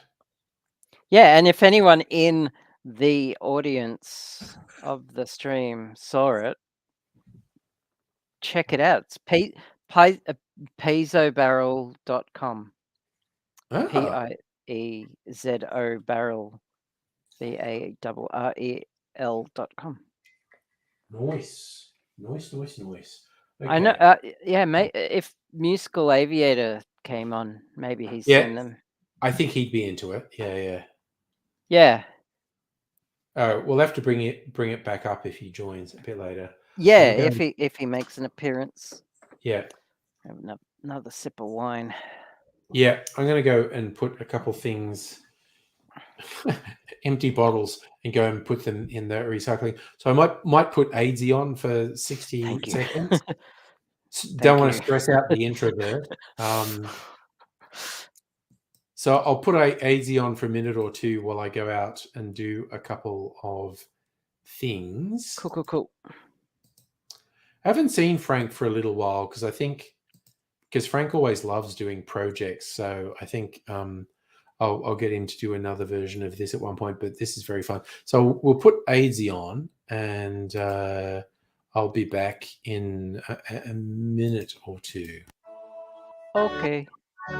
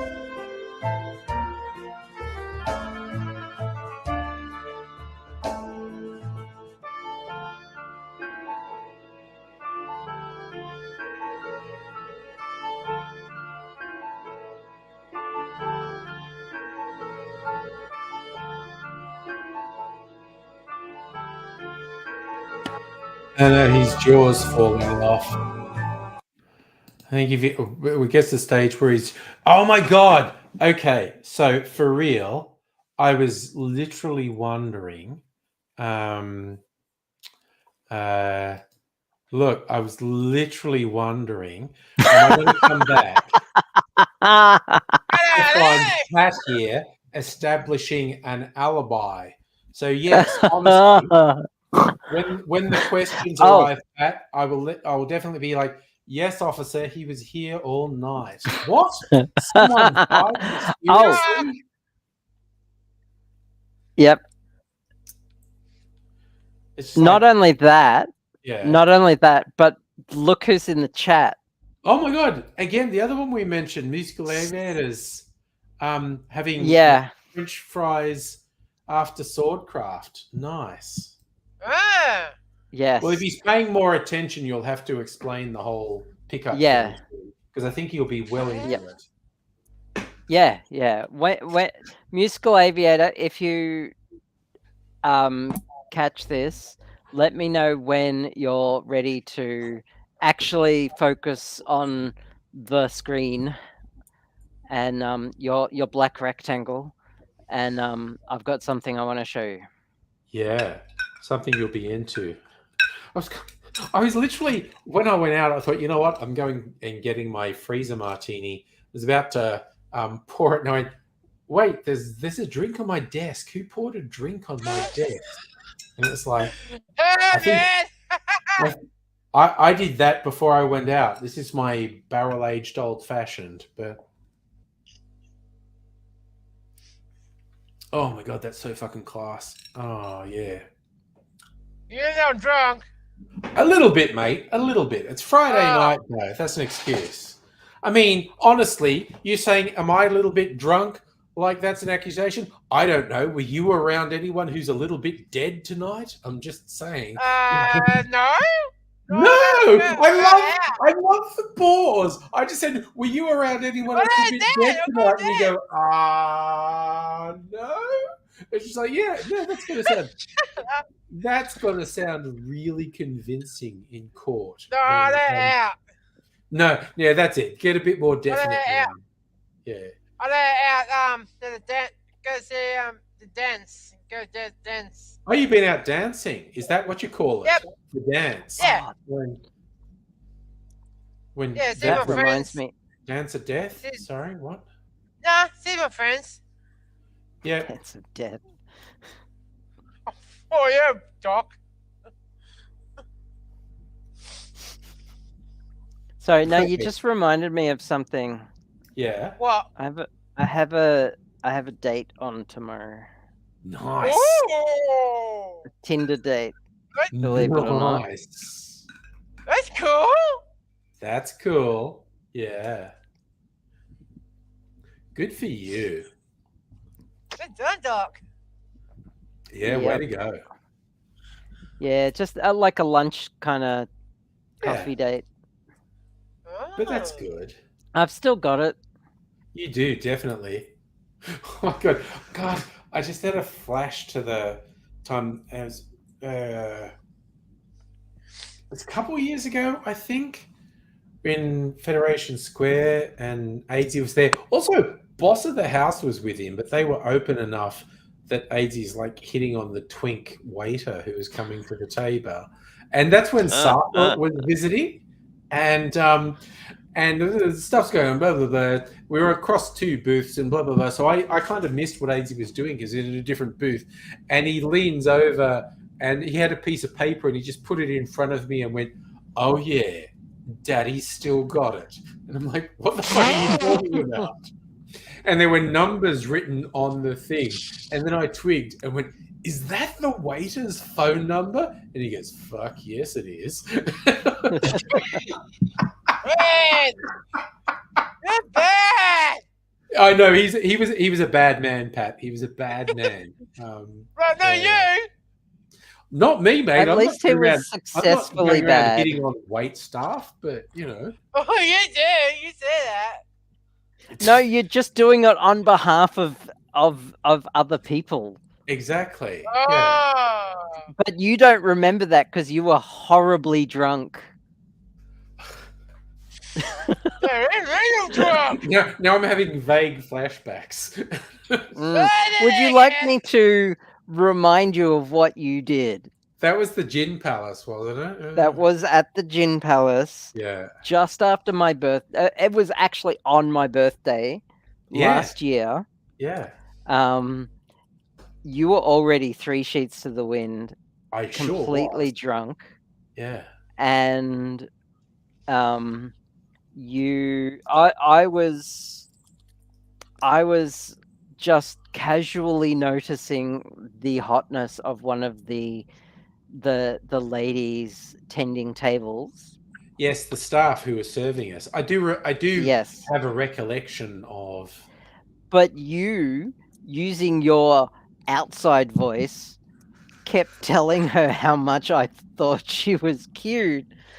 And I'm just casually dying visibly. And just motioning you to shut the fuck up. Yeah. I think Musical Aviator wants to join us. I did just post the link. Yeah, it's that file under "You Can't Take Me Anywhere." You do dumb stuff when you're drunk, just in public. Like invite random men to travel with us on public transport. And I feel like I have explained that, and I very much understand as a woman wanting random men to stay away. But when you're a dude, other dudes are a whole different thing, and it's like, what's this guy? Wait, I've intersected paths with this guy. Literally anything could set him off. We need to be friends, because not being friends could mean enemies, and he could just randomly throw a punch.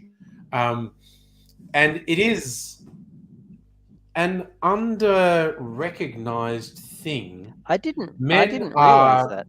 Subject to random violence in a different... Women are subject to targeted violence, which is ultimately worse, but the random violence men are subject to is more common. It's less extreme and less traumatizing, but more common. So I do this thing, and it was like when we were at the 7-Eleven at 3 a.m. or wherever the fuck, and those fucking dudes came in who all had the same haircuts and the same clothes.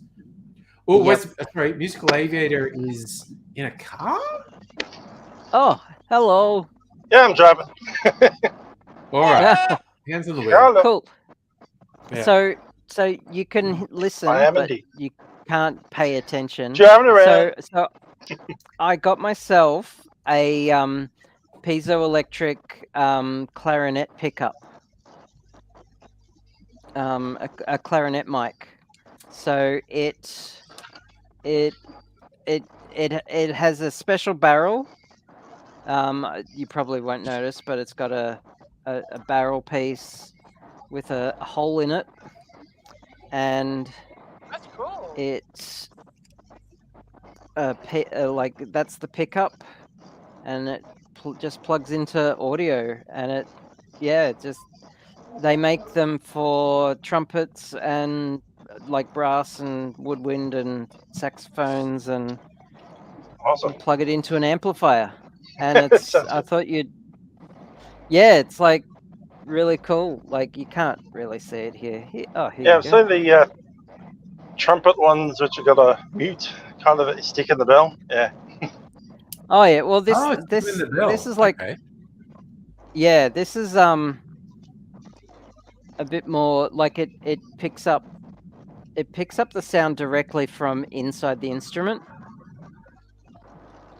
and based on the videos online and the output, it's really crisp and clear, and doesn't pick up like outside sounds. Doesn't pick up the key work of the instrument.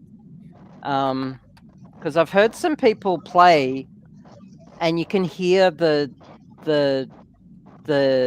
mechanisms of the clack, clack, the clack. clickety clack of a saxophone during a solo and stuff like that. So so it wasn't expensive. It was only like 100 and something, 120, 30, something like that. And I thought you might be interested in having a look on the stream. So it is pretty cool.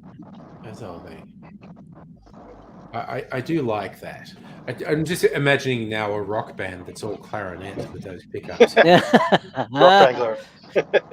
Well, I could technically plug it into a guitar pedal and put funky distortions on it, but that's not why I got it. Yeah. It's making me think that the later years of the Go-Betweens, when they got the additional member, Amanda, she was vocals and clarinet, which added a bit of depth to the sound of the Go-Betweens for their last couple of years. I don't know who they are, but... Oh, holy shit, do you not know who the Go-Betweens are? Okay, it's more... You're young Gen X. I'm old Gen X. Go-Betweens are more an old Gen X Australian band, and they were very different. They're Sure. Queenslanders, and at a period where sort of like all the Australian music that was getting any airplay was rock. They were more pop oriented, and they actually moved to England and got very successful. But Yeah, that's an okay. interesting thing. They had a woman drummer, which honestly, for the time, was more groundbreaking than having a woman lead singer or guitarist or whatever. And she was. There were the two singer-songwriters in the band, Grant Morrison and. Can I just? I need to make a phone call. Go for it. So I'm just gonna. Yeah. I'm gonna remind you about this when I get back, but I need to make a phone call. Yep. You got to remind me of the thing when you're back. Okay. Yep. Rigid. So yes, the Go-Betweens, Grant McLennan and Robert Morrison. So I'm driving at the moment, and I've got two versions of the audio coming through at the same time, so I can't quite concentrate on who's talking at any given time. Got to pull over and fix that up in a second. All right. Because I want you to concentrate on your driving as well. So, you know.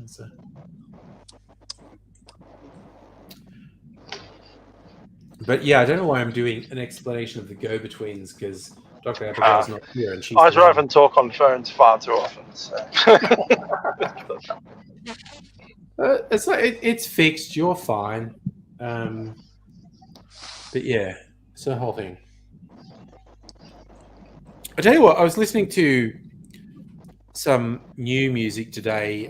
In terms of streaming services, I have YouTube Premium because I didn't want to have ads on YouTube, but I like to support my favorite YouTubers, so they get, I don't know, a cent when I watch their video or something, or a fraction of a cent.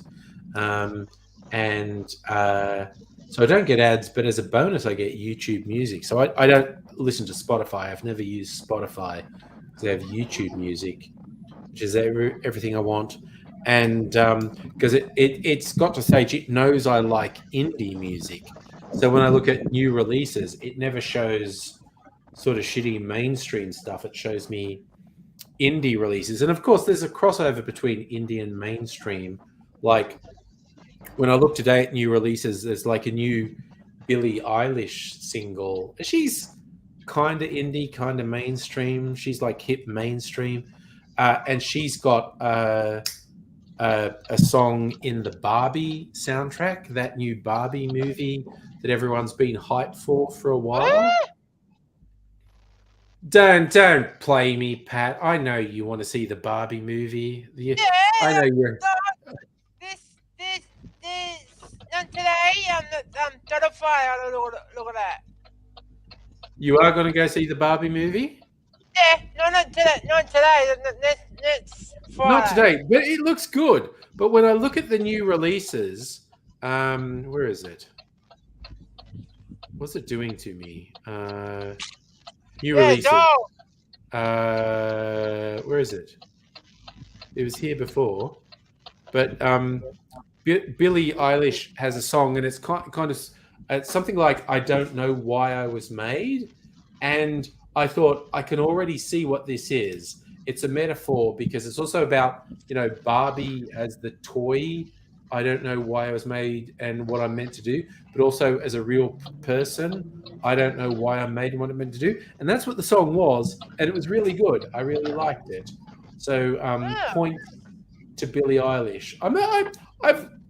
I've liked most of what Billie Eilish has put out, honestly. Most of the new stuff I listen to is actually female artists. A lot of them Australian or Australasian. Okay, I'll go and look at the app so I don't have to think. Because if I have to think, my head hurts. I don't mind. What do you listen to, Pat?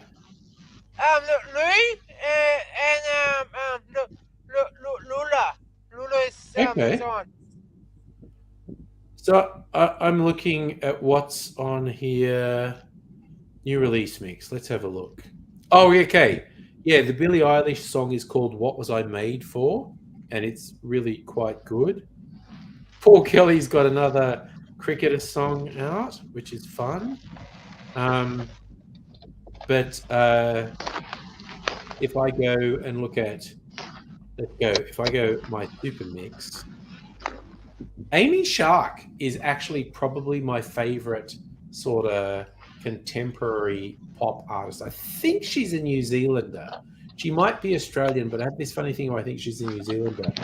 I really like her stuff. Tones and I. Who else? Looking through this auto-generated list, I like a lot of Aussie hip-hop. They tend to be dudes. But the poppy stuff, there was a new one with TK Maidza. I like her stuff. Wait a sec. Let me go. I'm going to get a different list. So here's a crazy idea. This afternoon, I was considering dropping into the Discord a link from one of my former workmates who's doing indie recordings, writes some songs. Currently in a live gig, probably finished about 10 minutes ago, in Dalesford Hotel. So he's got a few more coming up next month. So, okay. That's definitely. She's created a band in the last year, so it's pretty amazing. Drop links, man. I love it, whether it's music or video, whatever. I love finding new stuff. So I'm looking at this auto-generated playlist. Mallrat. I like her. Halsey is pretty good. Montaigne, Thelma Plum, Meg Mack's not Australian, but I like her anyway. I'm trying to think if I look up this list.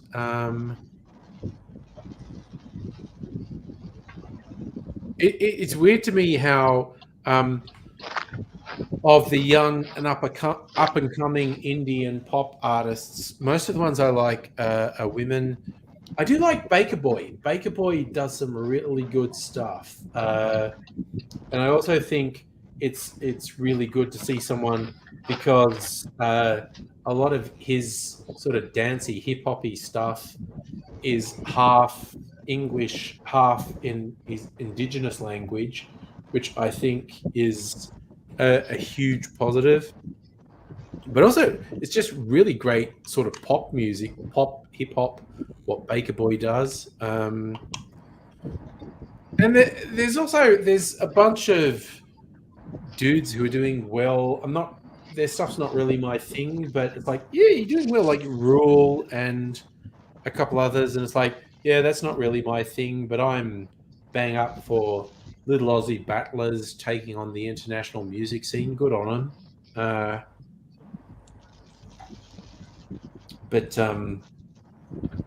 it's a whole thing. Probably most of the indie stuff I listen to is Australian. And I do like Australian hip hop. I hardly listen to. It's really funny. I hardly listen to any American hip hop. I'd probably like it if I listened to it, but I just don't listen to it. Run the Jewels. I kind of listen to anything that Run the Jewels release, because I got, probably like a lot of people, I got hooked into Run the Jewels a few years ago. There was a track they did with DJ Shadow called Nobody Speak, and the video is hilarious. It looks like it's like the United Nations, and the track is just like a diss track, two guys insulting each other and like trying to start a fight. But the video is these old white guys in a thing that looks like the United Nations, and they're lip syncing to this sort of gangster rap diss battle. And it's just, I find it super funny to watch old white guys doing a hip hop rap battle, and they end up having a physical fight. And I just really enjoy that. Particularly, one of the guys has such an angry face, and I look at him and went, yeah, that's what I want to look like in 20 years. I want to be the angry old man that people better not mess with because I'm angry and I will mess you up, even though I'm an old man. And that's the whole thing. Nobody. old man. Yeah, I know, but I'm a serious old man. I'm an old man that you don't want to mess with. You're the other father eye. Nobody speak, nobody get choked.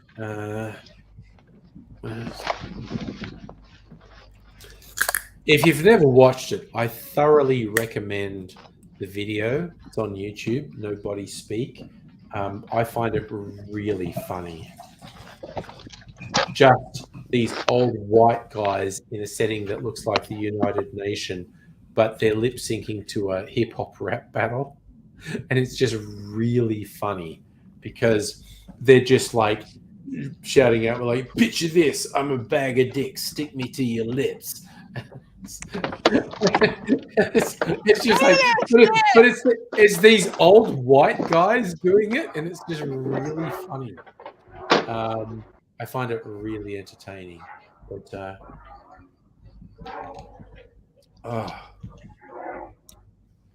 Right, what are we up to now? Police helicopter hovering overhead.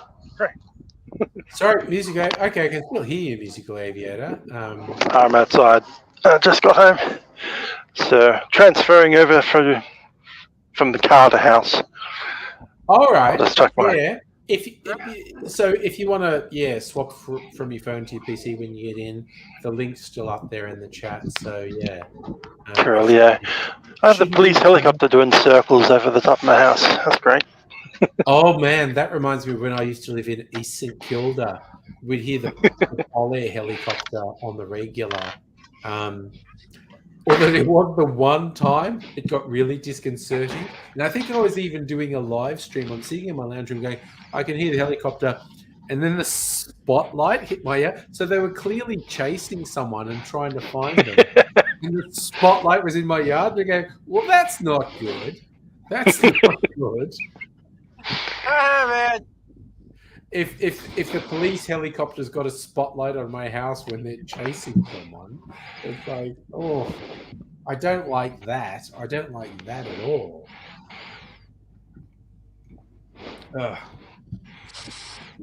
But that was my old house, and that I moved 6 years ago, and now I'm in a very quiet neighborhood.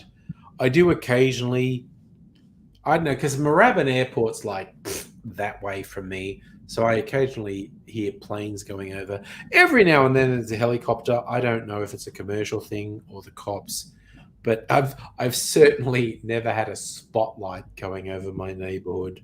But that used to be a thing that happened when I was in East St Kilda, which was a more colourful neighbourhood than the one I live in now. Although we were talking about people coming to the doors, and I do rarely, but occasionally get like Jehovah's Witnesses or Seventh-day Adventists coming to the door, and I just shut the door on them. But I do have this compulsion to say, dude, this is so rude. This is a Jewish neighborhood, and you are coming in here with your bullshit. Get the hell out, man. I'm not Jewish. I don't need to bloody be speaking on behalf of my Jewish neighbors. My neighbors are Jewish because I know them. But it's just like, it's something that's made me, and that was the same in East St Kilda. It would happen occasionally. And it's like, okay, door-to-door evangelicals, whether they're Seventh-day Adventists or Mormons or whatever, is annoying at the best of times. But when I'm living in Jewish neighborhoods, and I feel like saying, you know what, fuck you. What you're doing is so rude. Just piss off. Honestly, it's bad. It's bad that they do that fucking evangelical door knocking in Jewish neighborhoods. Just get the hell out, man. And honestly, my Jewish neighbors are probably far more forgiving than I am. But I just get offended on their behalf. That it's like, maybe don't do your evangelical Christian door knocking in very well-known Jewish neighborhoods, you dickheads. I found it very funny. Anyway, got a bit of it. I got my freezer martini. Did that sound like Donald Duck then? I feel like that sounded like Donald Duck. Yeah, Duck. Walking away. Pour myself out a martini. No, but does this sound like Donald Duck? I'll do it again. Yeah. Yeah, Duck. Yeah, that sounds like a duck. I feel like it sounds like a duck. That's all right. All right. That was really good, Pat. That was really good. You do that. That was really good. You did. That was really good. You caught me by surprise then. I didn't know you did it. Yes. That was a really good Donald Duck. You got me. That was really good. That's Don't back. No, you got me. That was really good. That was a really good Donald Duck. I liked it. Oh my God. So what are you doing on the phone? Are you like messaging or playing games or what? No, it's my girlfriend. Oh, okay. Sorry. It's my girlfriend. Pat's, we're on the stream. Pat's just sexting and It's my girl. I know, right? Pat's just talking about the size of his dick. It's just like going on there. Yeah, that's my girl. Yeah, no, see, he agrees. Pat's full on doing the sexy texts. Oh my God. Okay. Oh my God. Okay, my freezer martini is really fucking yummy at the moment. Sorry, I'm just doing the thing. This, for those who don't know, the freezer martini. This is my infinity martini. I keep filling it up. I've had this running for like 2 years or more, and I don't know. It's probably got at least 20 different gins in it, at least half a dozen vermouths, and so it's. Oh my God! It tastes so good. I think I heard the noise of the Discord. What's going on in Discord? Musical Aviator sharing Georgia Ray to the tab. Okay, so Georgia Ray bringing a band to the tab. What's the actual... I mean, I could look. I was just going to make you tell me Musical Aviator. Friday, 11th August, Merry Creek Tavern in Northcote. Okay. That's kind of over Dr. Abigail's side of the world. Yeah. Georgia Ray is an independent singer-songwriter, influenced by Taylor Swift, Avril Lavigne, Tegan and Sarah. I mean, honestly, that sounds pretty goddamn good. It is. The funny thing is, she used to work in my office for like a year. Okay. She ran off. That's over Dr. Abigail's side of the world. AZ was living in Northcote when he was living. Sorry. Oh my God, that was a dick thing to say. He would appreciate. Honestly, every time I say anything dickish about AZ, the ghost of AZ is just going, nice. And it's just... It's kind of funny if anyone ever, like, if I say anything shitty about AZ and someone goes, oh, that's awful. I was like, you didn't actually know him, did you? Because, like, the worse the thing I say, the funnier he would think it was. And it was just...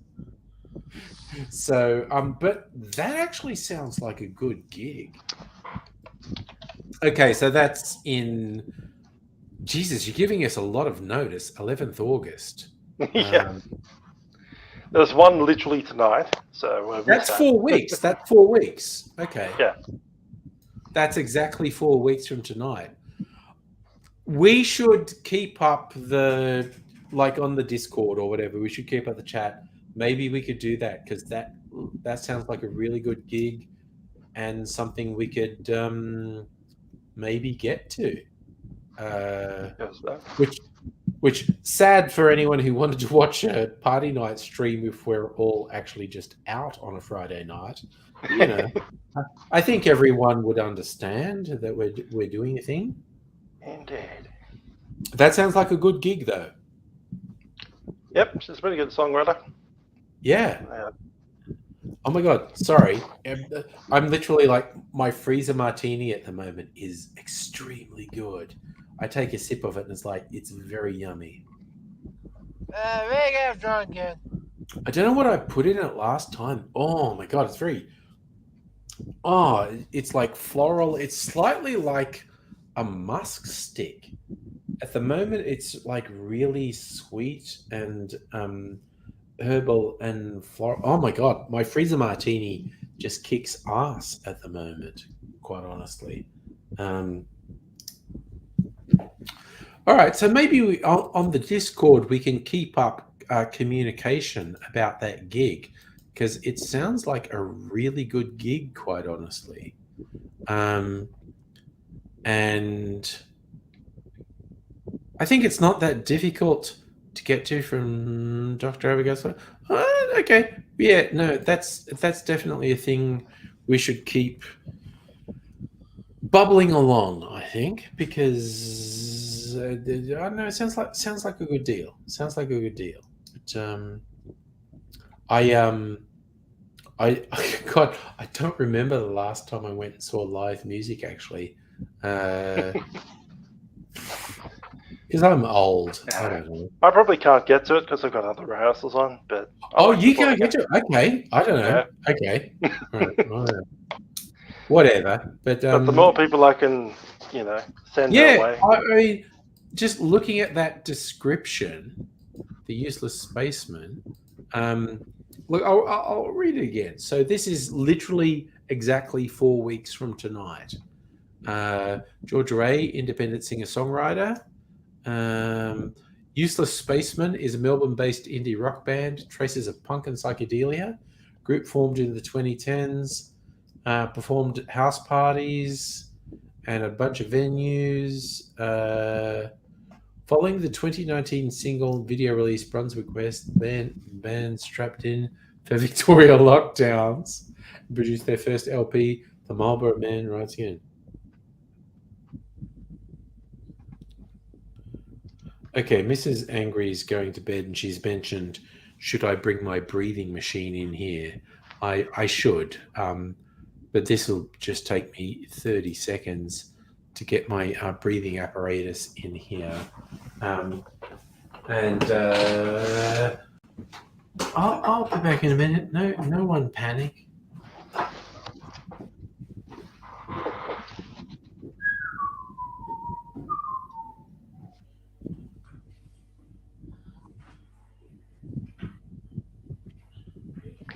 I'll sit down and eat my French fry day.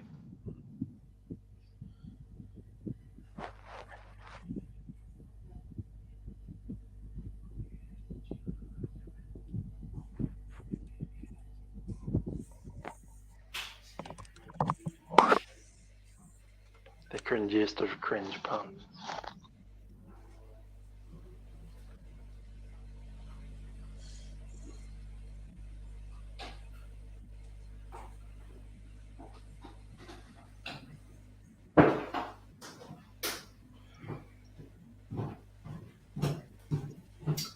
All right, I'm back. Ugh. Got my breathing. Oh God, everyone's gone away. What the fuck are you all doing?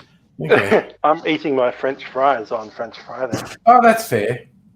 I feel like I haven't put my breathing apparatus on for a while. So, okay, it's in two parts.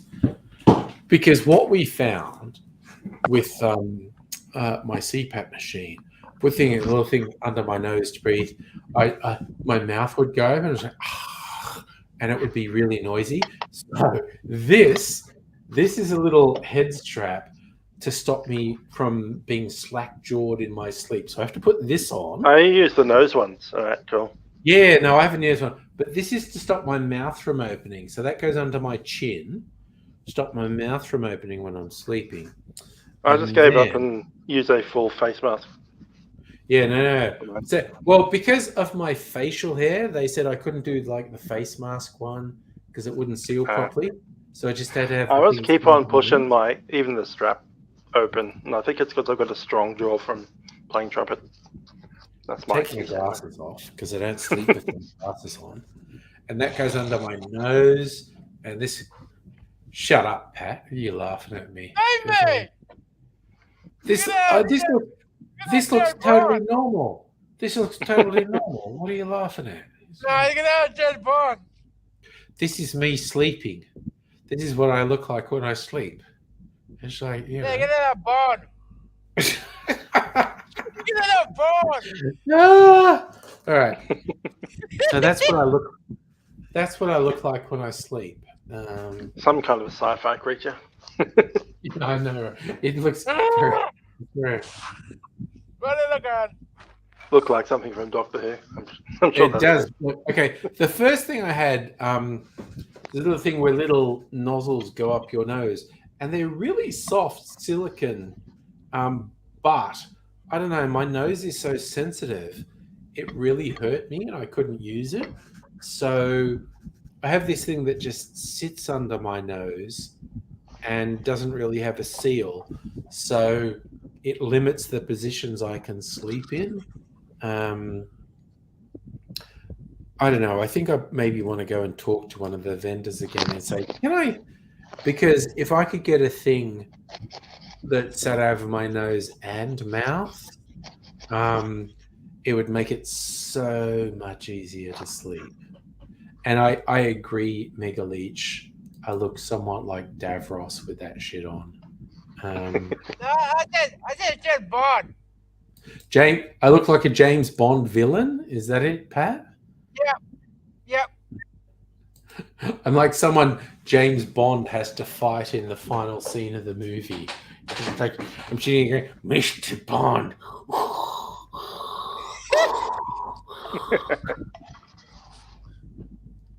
But that was the thing. That whole thing with the chin strap to make it more likely that my mouth is closed. Because what Mrs. Angry told me, I'm lying next to her and I've got the thing on, and then I'd relax and my mouth had opened and it'd just be like.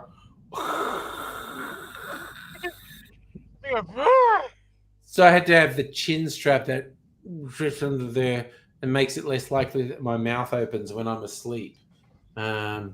It's ridiculous. So yeah, I'm thinking of going back to one of the vendors and going, look, honestly, maybe I should make another attempt at either the thing that puts the little nodules up my nostrils, which maintains the seal, or ideally something that sits over my nose and mouth. Because sometimes I wake up because this thing's pumping air through there, and if my mouth has been a little bit open, I wake up sometimes in the middle of the night and my throat is so dry. It's like painful. It's like a desert in my throat. I can't even swallow without it hurting, and it friggin' sucks. You have any of those like got the humidifier stuff in there? Does that work? Yeah. No, there's a little thing on the side of the CPAP machine that you put water in that puts a certain amount of water vapor in over the night. But and if you ever pump it, it actually fills up the tube with water. Yeah. It gurgles like that. I don't know if I should adjust it somewhat. I don't know. God, I've had this thing for like 2 years now. You'd reckon I'd be better versed. What was really funny is late last year, because there's an app that goes with it that essentially scores your sleep. And okay, where's my phone? It's here. All right. So if I get the CPAP app, where the fuck is it? Oh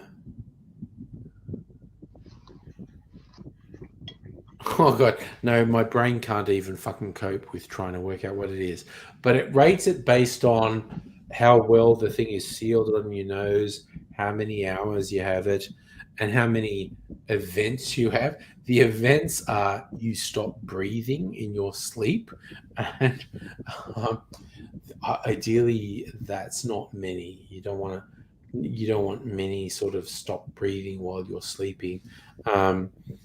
But late last year, I don't remember if it was October or November, I had a perfect month. I scored 100% every night for the entire month. And I'm like, fuck yeah, I'm perfect. I don't need to check the app anymore. And as a result, I haven't been paying attention when the thing actually hasn't been on my nose properly. So the seal hasn't been 100% and has been all over the place. But you know what? I had a perfect month, and that's all I care about. One more thing. Where is it? All right. So speed test, checker, public tracer, bomb. That's it. I swear to God, I'm just a little bit unco, and I needed to really methodically. Oh, I got 98 out of 100 last night. It says that's excellent. But I did. Oh my God, the seal on the mask wasn't super good last night. No, it wasn't. Okay. The seal. No, it's 20. That was not good. Events. That's okay. The worst I've had in the last month is 3.8 events an hour. Events means I stopped breathing. And when I did the sleep test with nothing on, I stopped breathing more than 30 times an hour. This month, with the breathing thing on, the worst I had was 3.8 times an hour, which is 90% less than not having the machine on. So, that's pretty good. But the seal, honestly, that has not been particularly good this month. That's why I think I need to go back to someone who fucking markets things. Say, okay, what can I do? Because this thing's sitting under my nose. It fucking sucks. And if it was a little soft nodules up my nose, that made my nose hurt, and I cried like a little baby. And we don't want that. Can we please? Baby. I know. Yes. See, that's. I'm a barrel of contradictions, Pat. I'm an old man and I'm a crying little baby at the same time. Yeah, old man. Yeah. So I'd recommend the face mask, and I know they say that beards and stuff are bad for face masks, but I will point out that I think it was the United States Air Force recently changed the rules so that their pilots can actually have moustaches, because it doesn't actually matter, apparently. Yeah. After they've done all the studies, it's like, beard hair, it doesn't actually change how the seal works. I feel like I need to talk to someone and say, please give me one of the things that covers my nose and mouth. Yeah. It won't help the dry mouth, but I'm just pointing it out. Oh, okay. So you still get the dry mouth? Yeah, I still do. Which is hilarious. But, put enough humidity in there, you should be all right. Yeah. Except for the gurgly thing. Talk to someone about the right level. And also, I get these ads occasionally on Facebook about, you should have this thing to, clean your CPAP machine every night. That, yeah. Really? Am I meant to clean it every night? Because I clean it like once a week. So there's probably weird fungus growing in the tubes. I don't know. It's weird. I find it's hilarious when it gets the water in it and starts making trumpet noises, like the trumpet gurgling sound when you get. Yeah. This reminds me of that. No, I haven't been nudged in my sleep that often by Mrs. Angry lately when it's like, And that's why I got that other thing I put on the chin strap that goes under my chin, so is more likely to keep my mouth shut. Because if when I'm asleep, if my mouth just opens like, because this thing is blowing air up my nose, it makes this huge noise out my mouth, like.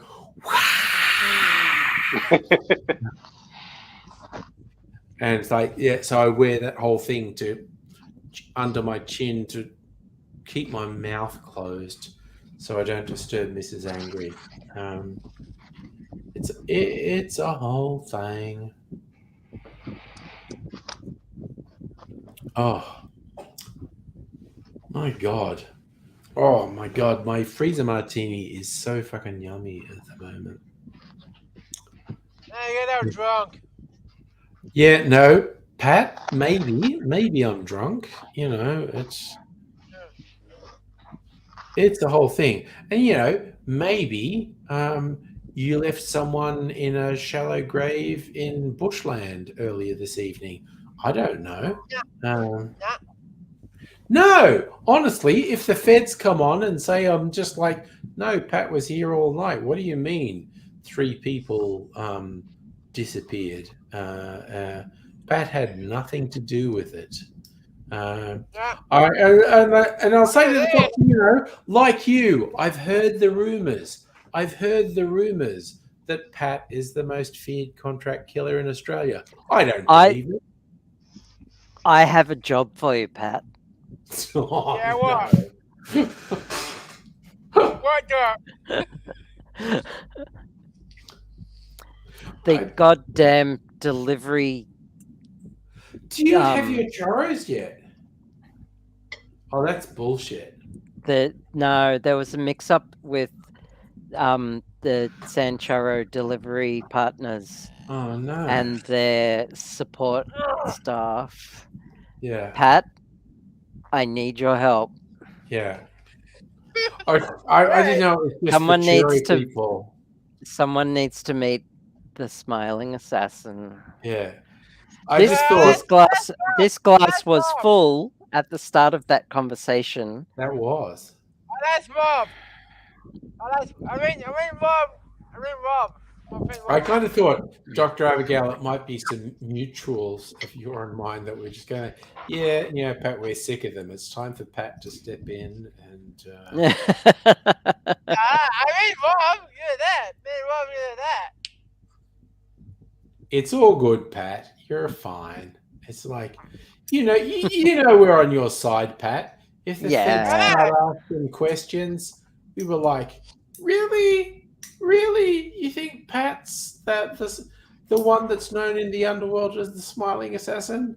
I don't think so. I'm just going to say I have no evidence whatsoever to connect Pat to a string of underworld hits. I don't. I just don't. Anyone who says anything different, I don't know what they're talking about. Pat just seems like a sweet guy. The fact that there are all these people in the criminal underworld of Australia who are terrified of a smiling cherubic face being the last thing they see. I don't know. I don't know what that's about. I don't know what they're talking about. I don't know. It's a thing. So I have had to arrange alternate churros delivery. Well, my churros. So I ordered churros. Yes. Via the Sanchuro app.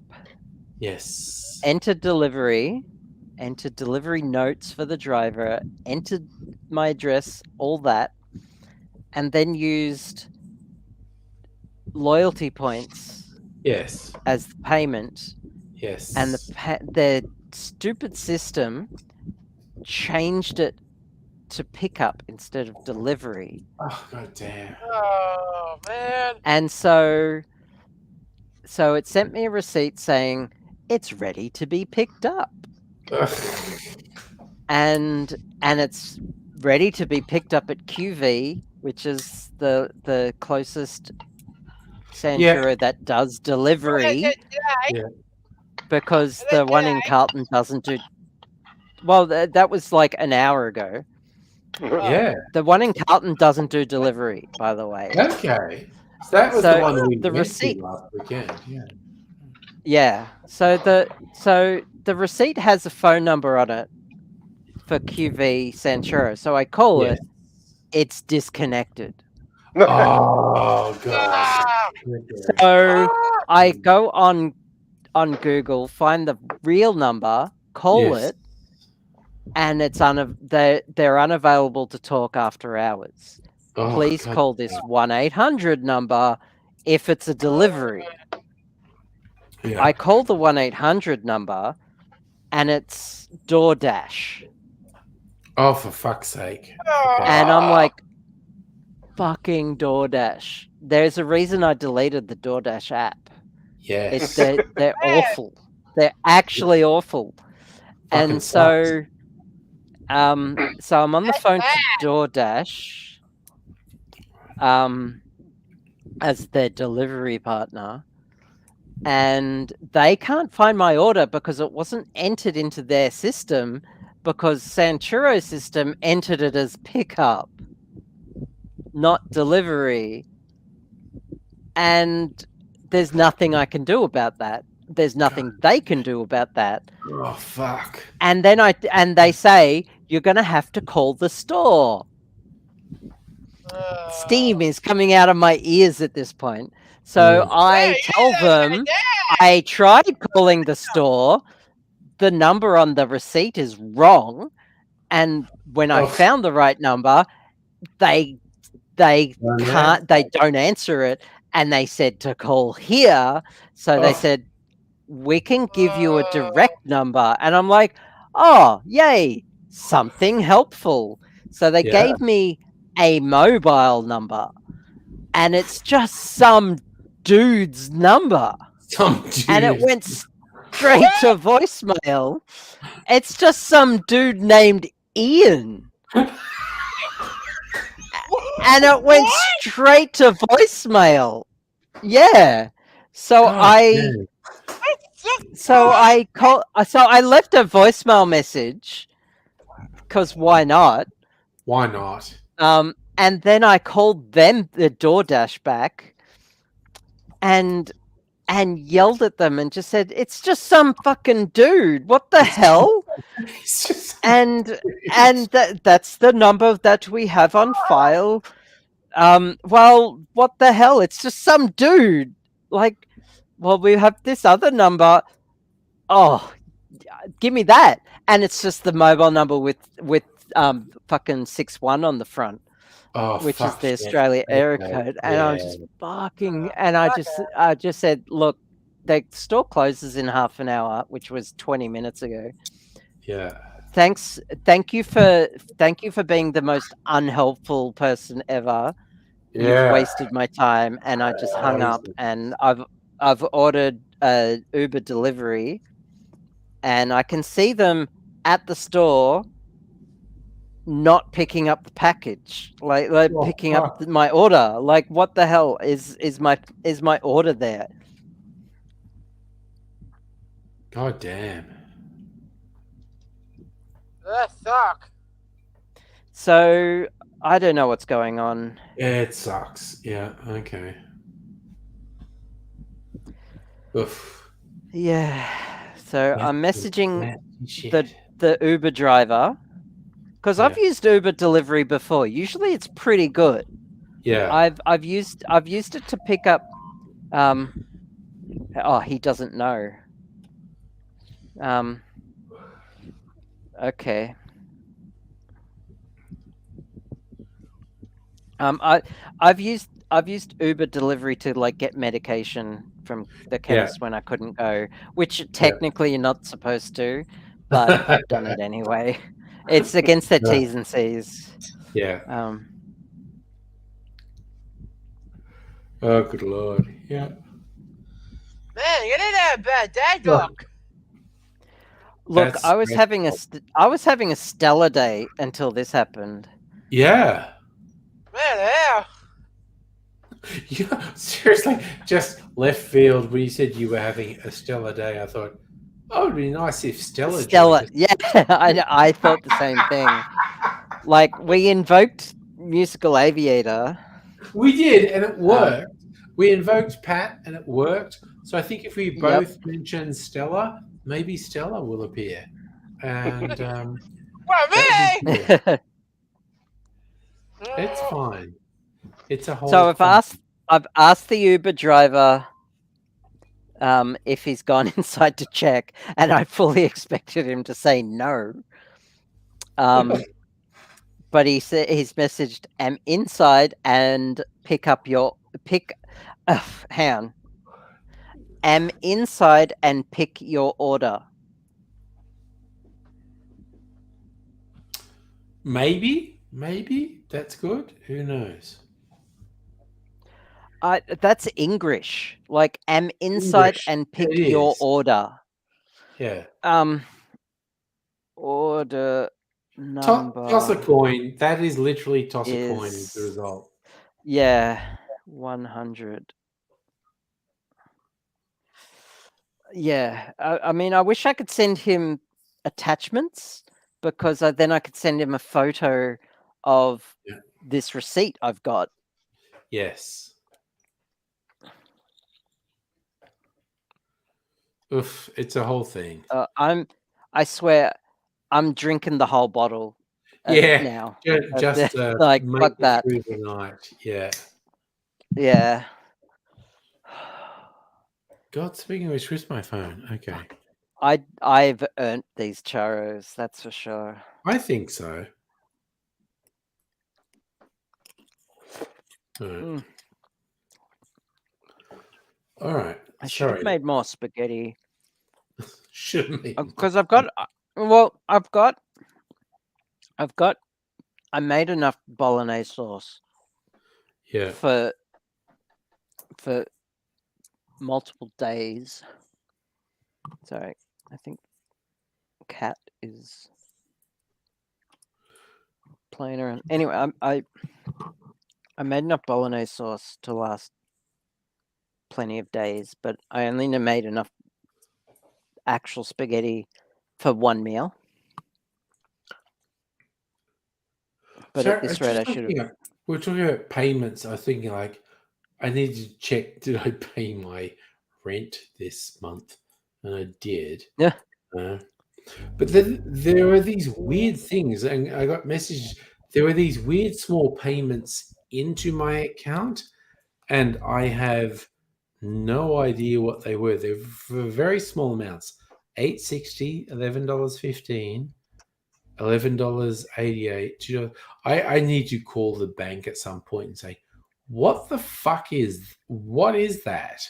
It was like a comparatively small amount of money for deposits into my account, and I do not understand what any of them were.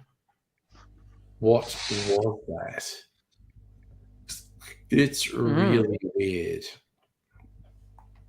But, I'm kind of on top of it. I've got money. I've got money in all the different accounts, and it's like, that's all good. And it's like, okay, fine. Log off my banking now. Ugh. Oh, this is ridiculous. And see, that's the whole thing. And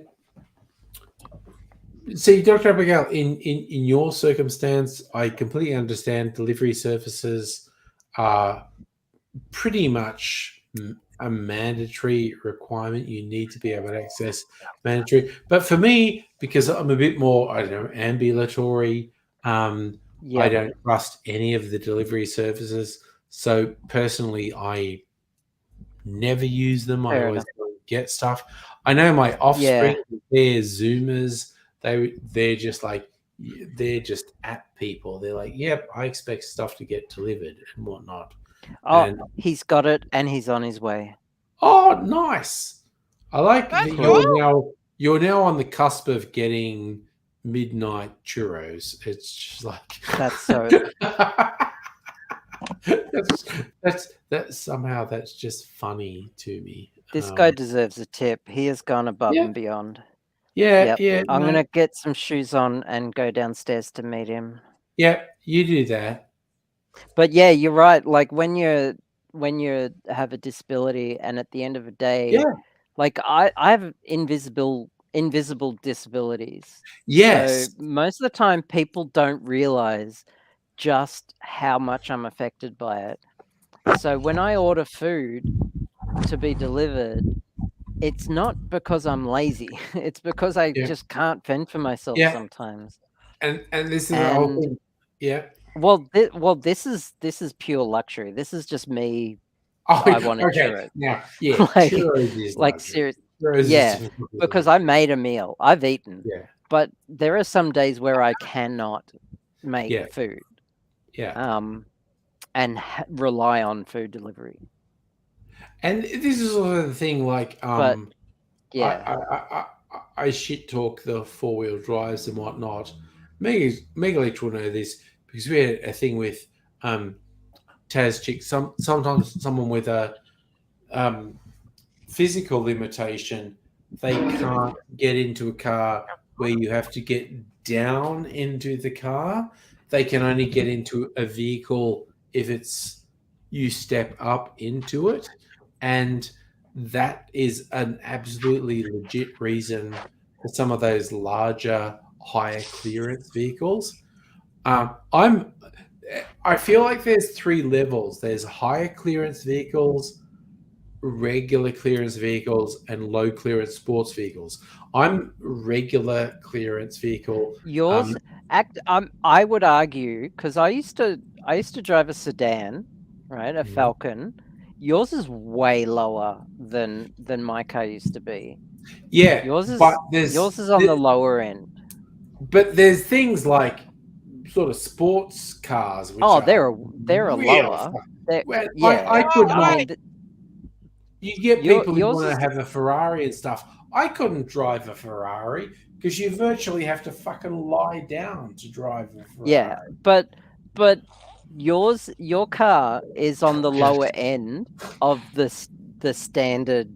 Yeah, there's a spectrum. There's step-up vehicles, there's mid-range vehicles, and there's step-down vehicles. Mine is in the mid-range. It might be in the lower end of the mid-range. But it's the mid-range. Like I kind of struggle a bit getting out of your car. So legit, so do I. Yeah. Honestly, I pull in the like.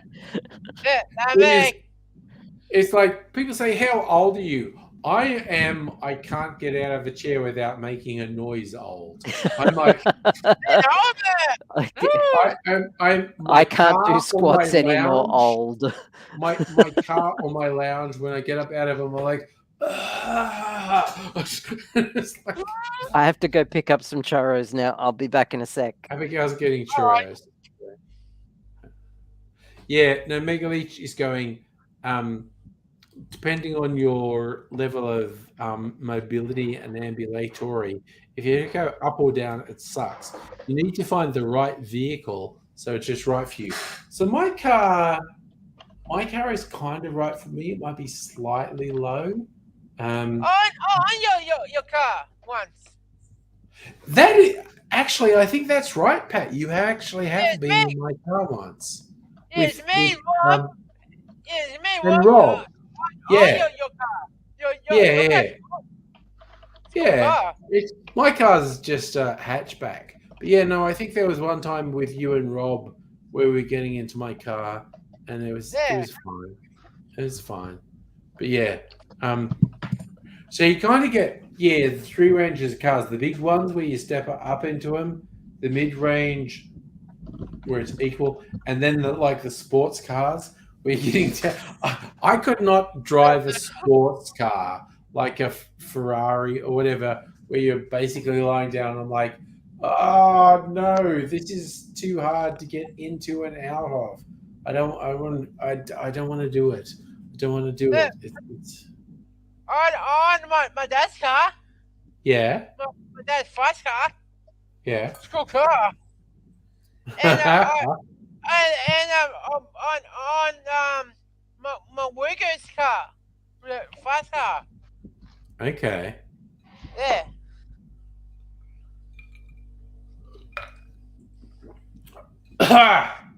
Sorry.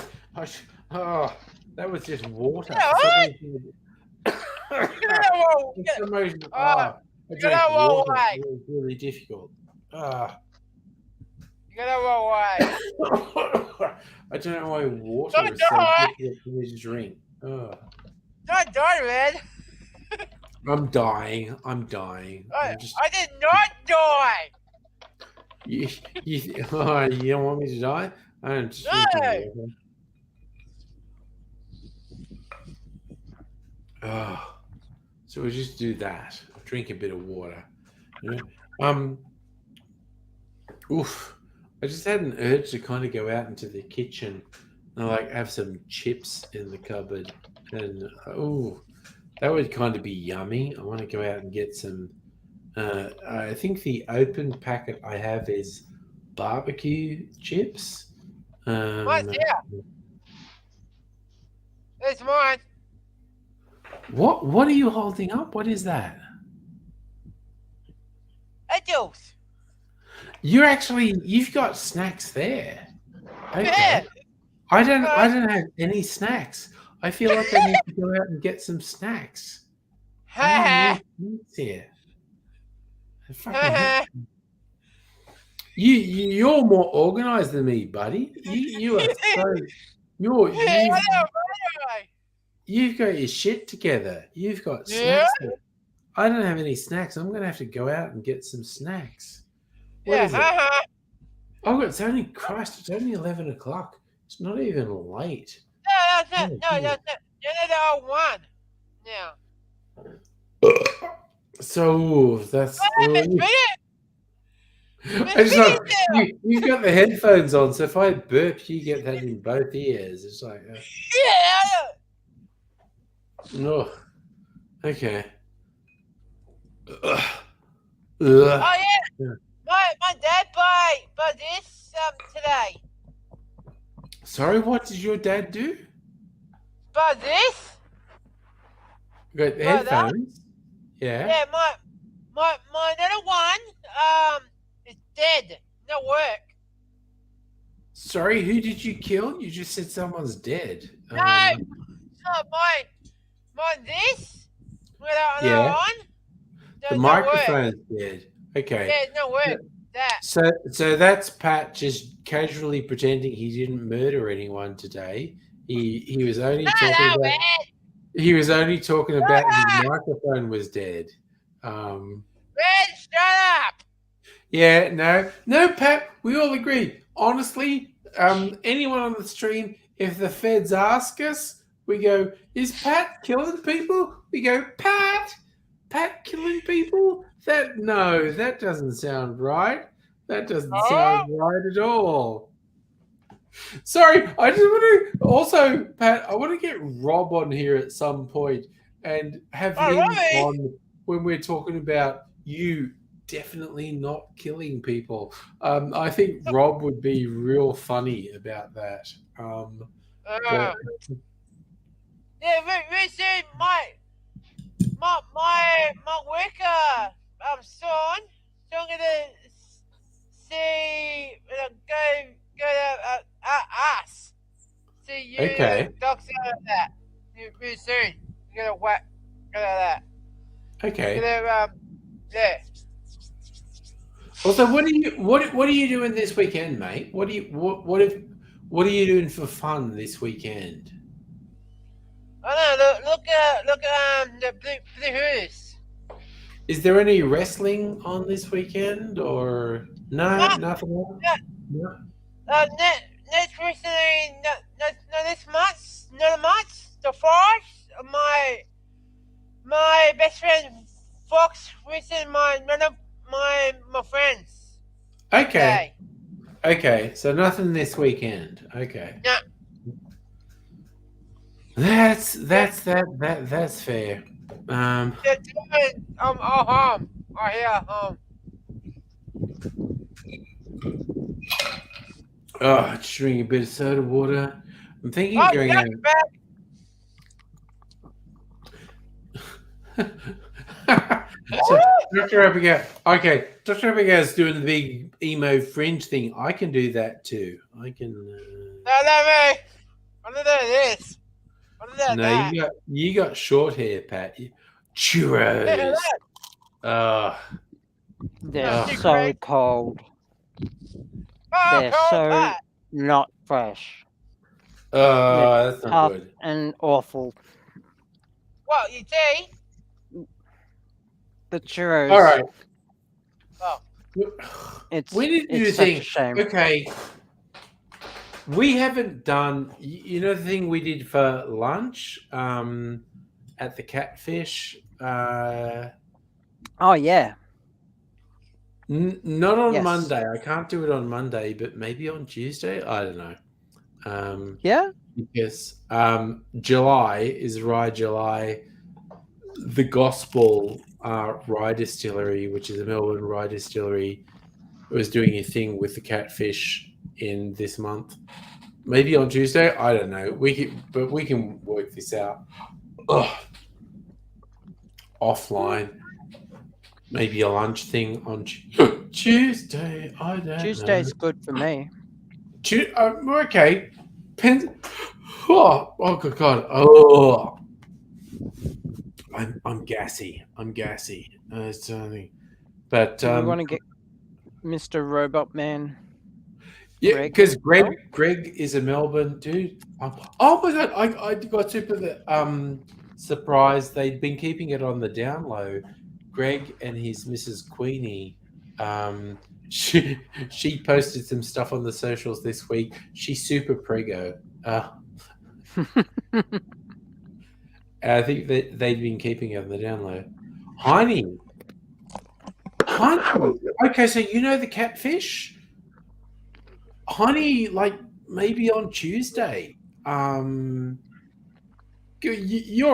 on the Discord, aren't you, Heine?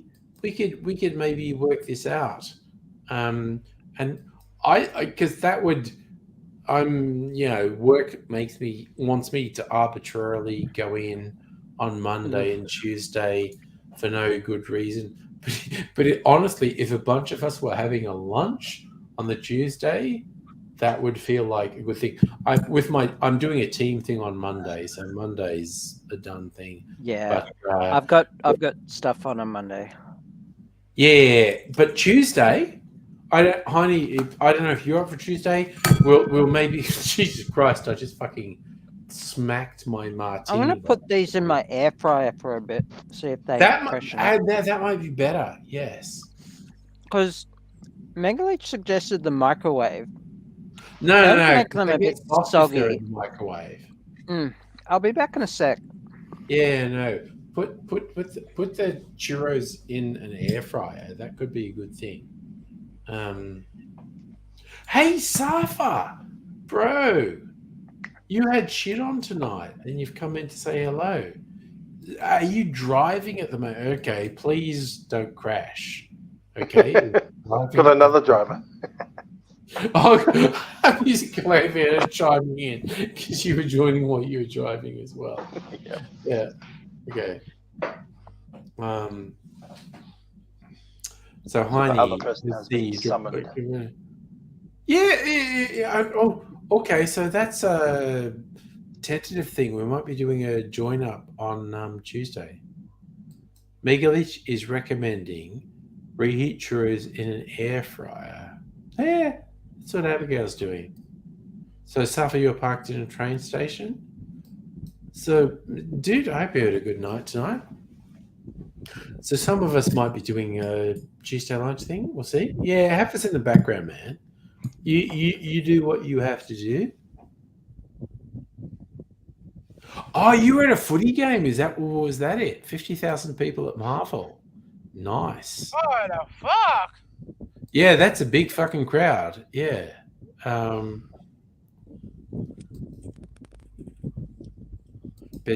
Yeah.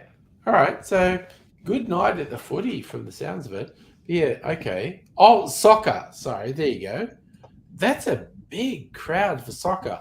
I have actually been to a soccer game at Marvel as well, Hey, but it was quite a few years ago. me too. I play soccer.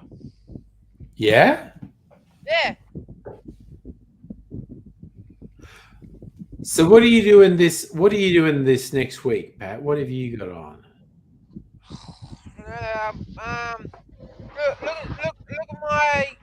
Look the Blues. Yeah. No, after that, work on my YouTube. Yeah. Work on my TikTok. You know that? Yeah. All right. So you're doing YouTube. Look, Dr. Abigail's got churros. Look out. Look out. Come on! Pat wants churros. Look at that. They're right here. Yummo. They're in my belly. Yeah. Yes. Arthur, we all know what Pat's doing in Minecraft. And it's just like, Hey! No way! so yeah, whenever the feds come and question us, we go, what? Pat being the most feared contract killer in the Melbourne underworld? That doesn't seem right. No. Sorry, Safra is $32 expensive for a Palmer. Yes. Like literally, that is someone not holding a gun to your own head. It's someone holding a gun to your family's head and saying, pay $32 for this Palmer. The Palmer should be somewhere between $50 and $20, depending where it is. $32 sounds like criminal extortion, quite honestly. I'm just throwing it out there. Southern Cross, and I get that's I think rather what exorbitant. you're talking about, but it is literally like they are holding your family hostage in a cellar and saying, "Pay this for the thing, or we'll kill your family." It's not good. I wouldn't pay that much for a Palmer. No, about somewhere between $15 and $20, depending what it is. I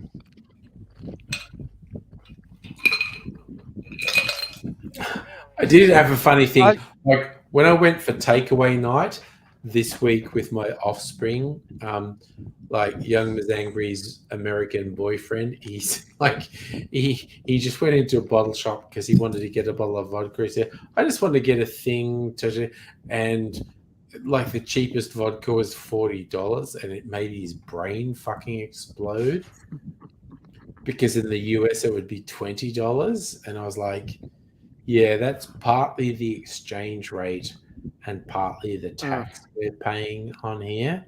So you need to understand that. So yeah, it's pretty intense. I remember, like, I don't know, 15 years ago, I was in the US for a YouTube event, YouTube Live. It's in San Francisco, and I was hanging out with some other small YouTubers. It's like, yeah, we're going back to someone's place. Let's just stop at this convenience store. We'll get some stuff. We'll get some snacks and some drinks. And it's like, oh yeah, look, they hip flask of vodka. In Australia, it would be $20. And I went, can I get that? And they were like, yeah, that's $5. And I'm like, oh my fucking God.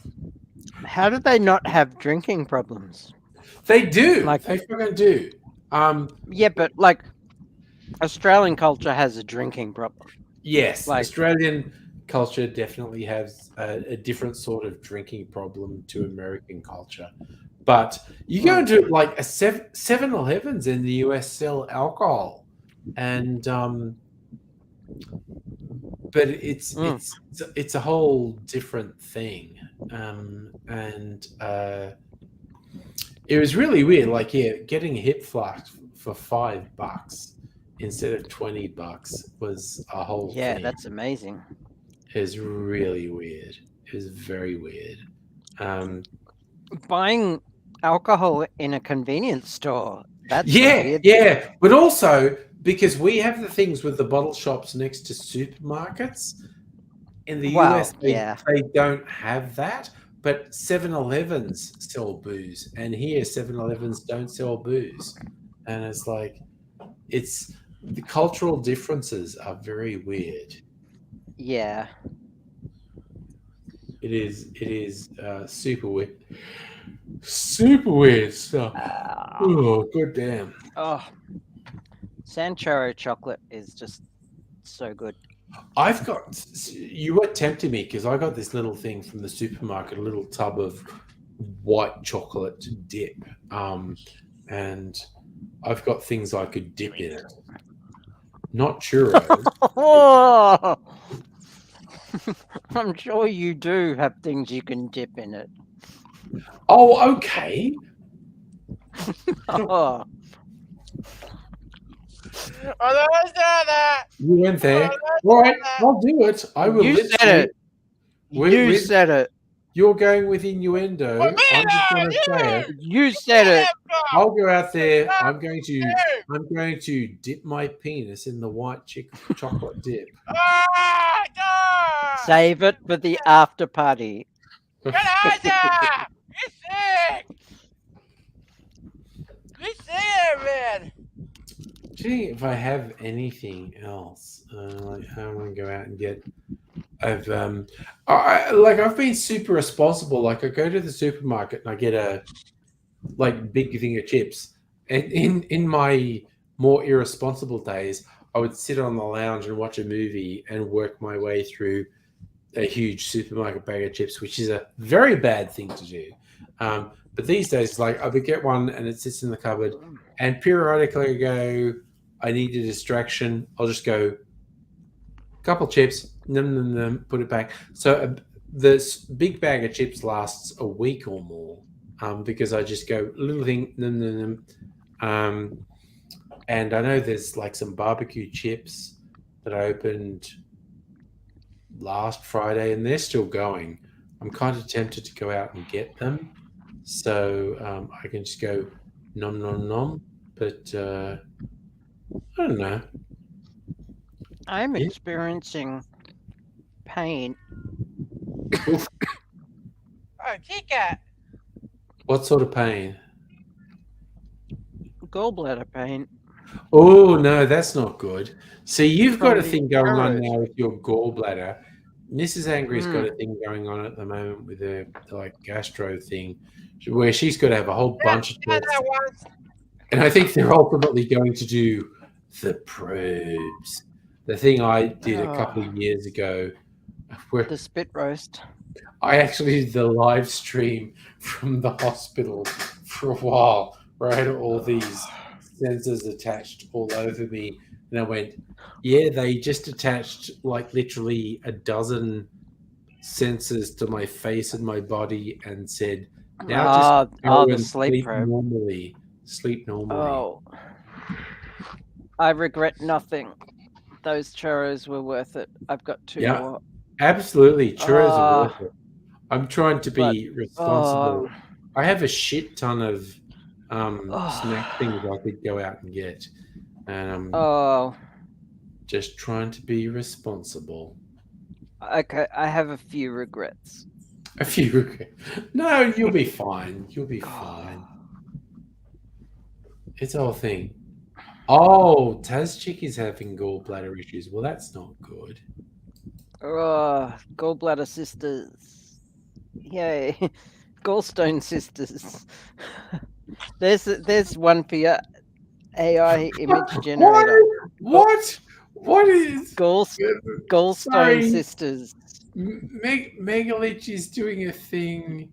The prompt in the thing is a comedic cartoon image of a man dipping a pork sausage in a white chocolate chip. That's not good. Why did you come up with that? I know it's because of the thing.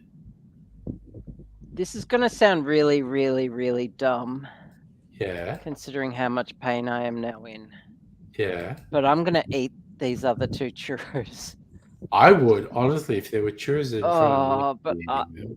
But this is a 5 out of 10 pain Oof. directly to the side of my body. Oh no. That's radiating from my just under my rib cage where your like stomach, liver, gallbladder sits, radiating all the way around to my back. And it's a 5 out of 10. I know I'll regret it. I will regret it, Mega Leech. No question about it. But I've got churros in front of me. I've got the taste of churros in my mouth. And I kind of need more, when you haven't satiated that need. Yeah, no, if I had churros, you wouldn't be stopping me. Oh. Oh my god, these are some really weird cartoon images. Oh.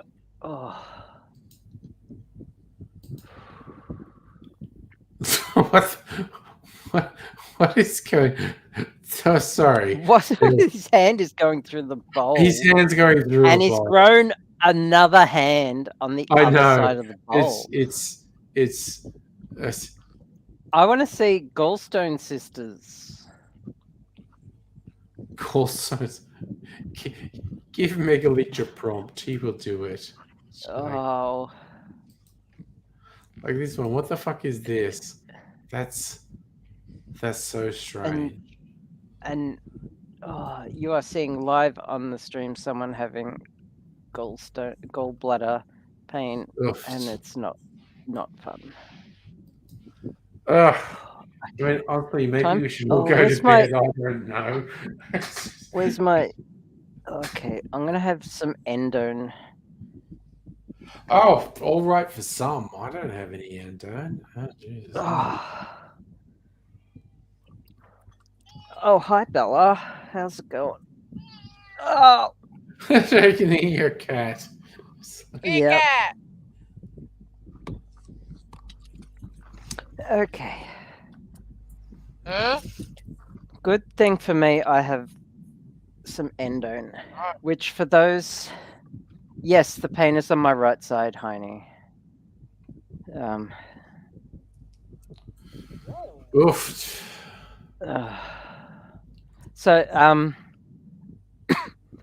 had an ultrasound, and my gastroenterologist showed me the ultrasound and explained how big the gallstones were. Holy shit! He showed me on the ultrasound where my gallbladder was, pointed out the size of it, and then pointed at so gallbladder, gallstones where they were, and the stones were basically taking up the entire inner diameter of my gallbladder. Oh, that's not good. That's not good. Which explains why they have become symptomatic. Yeah. There it goes. God damn. Oof. I may become sleepy. Yeah. Look, honestly, I might too. I'd be completely okay with saying, even though it's comparatively early for party night, I'd be completely okay with saying that's enough for the evening. But Dude, don't let me stop you. Oh no. Oh my god! Sorry. A week of waking up at 4 a.m, and then I've got band and orchestra in the evening. So I don't get home. Like 10. I'm the only time I'm awake at 4 a.m. is if I've been awake the whole night. Yeah. There's no way I'm waking up at 4 a.m. having been asleep. I'm just on like consecutive 5 days of 6 hours of sleep. That's an AI image of women having issues with their gallbladders. In fact, me being awake at 4 a.m. is quite common. Yeah. I tend to wake up at least once or twice during the night, and it's literally kind of like, and then I check the time, and it's like, do I need to get up and go to the toilet, or my bladder is going to explode? And also, it's kind of like, is it late enough that I can take the headgear off, and it's just like I can just get back in bed and snuggle. It's like if it's 2 or 3 in the morning, it's like, well, I can take the headgear off and go off and do a piss. But if it's like 6 in the morning, it's like it's only an hour till the alarm goes off. So it's like, fuck the headgear, and I'll just take it off and snuggle.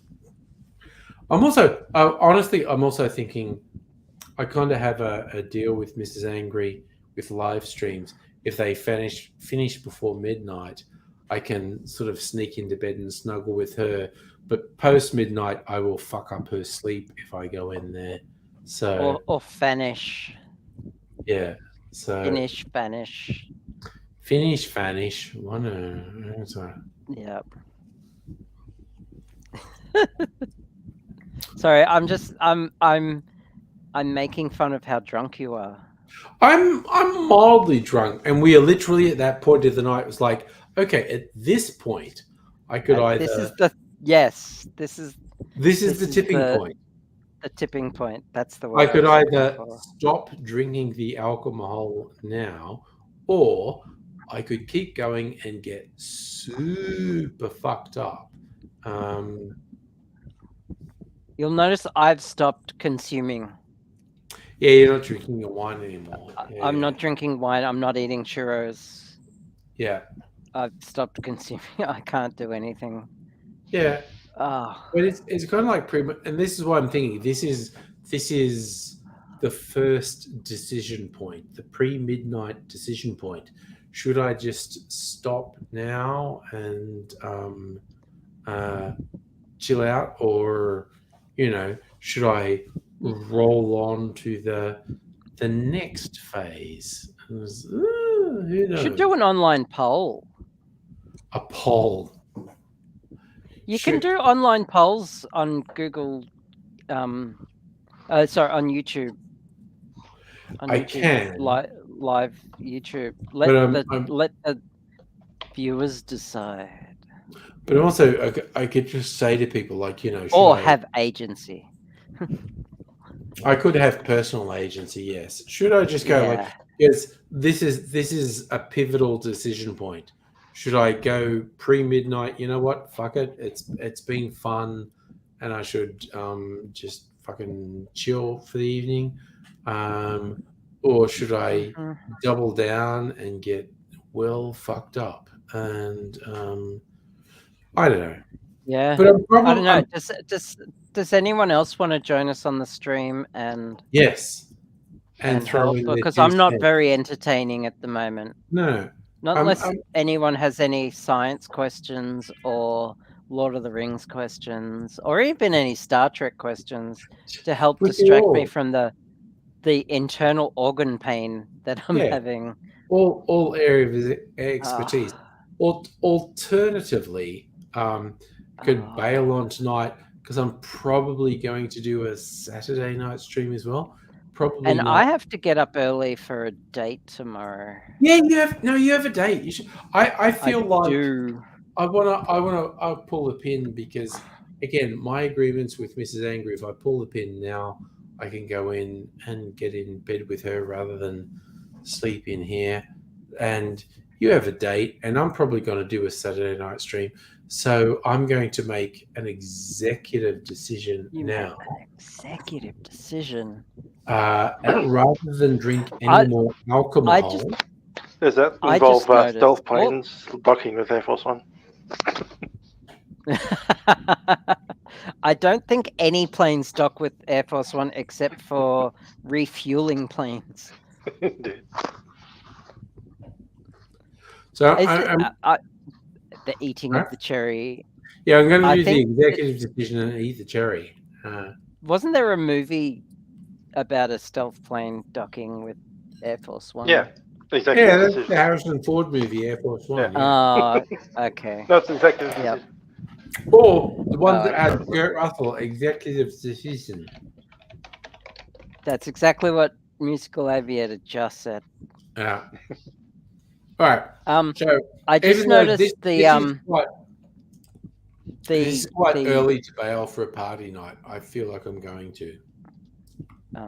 The Gallstone sisters weren't actually clutching their gallbladder area. Anyway. All right. So I feel like I'm going to bail. Yeah, it's a vibe. This is very early for a party night, but I'm going to bail anyway. But I'm almost certainly going to do a Saturday night stream. I won't say 100% certain because something could happen. But probably be a Saturday night stream. So to keep functional, I might bail and wish you fine people a good evening. See you another time. Live long and prosper. Bye for now.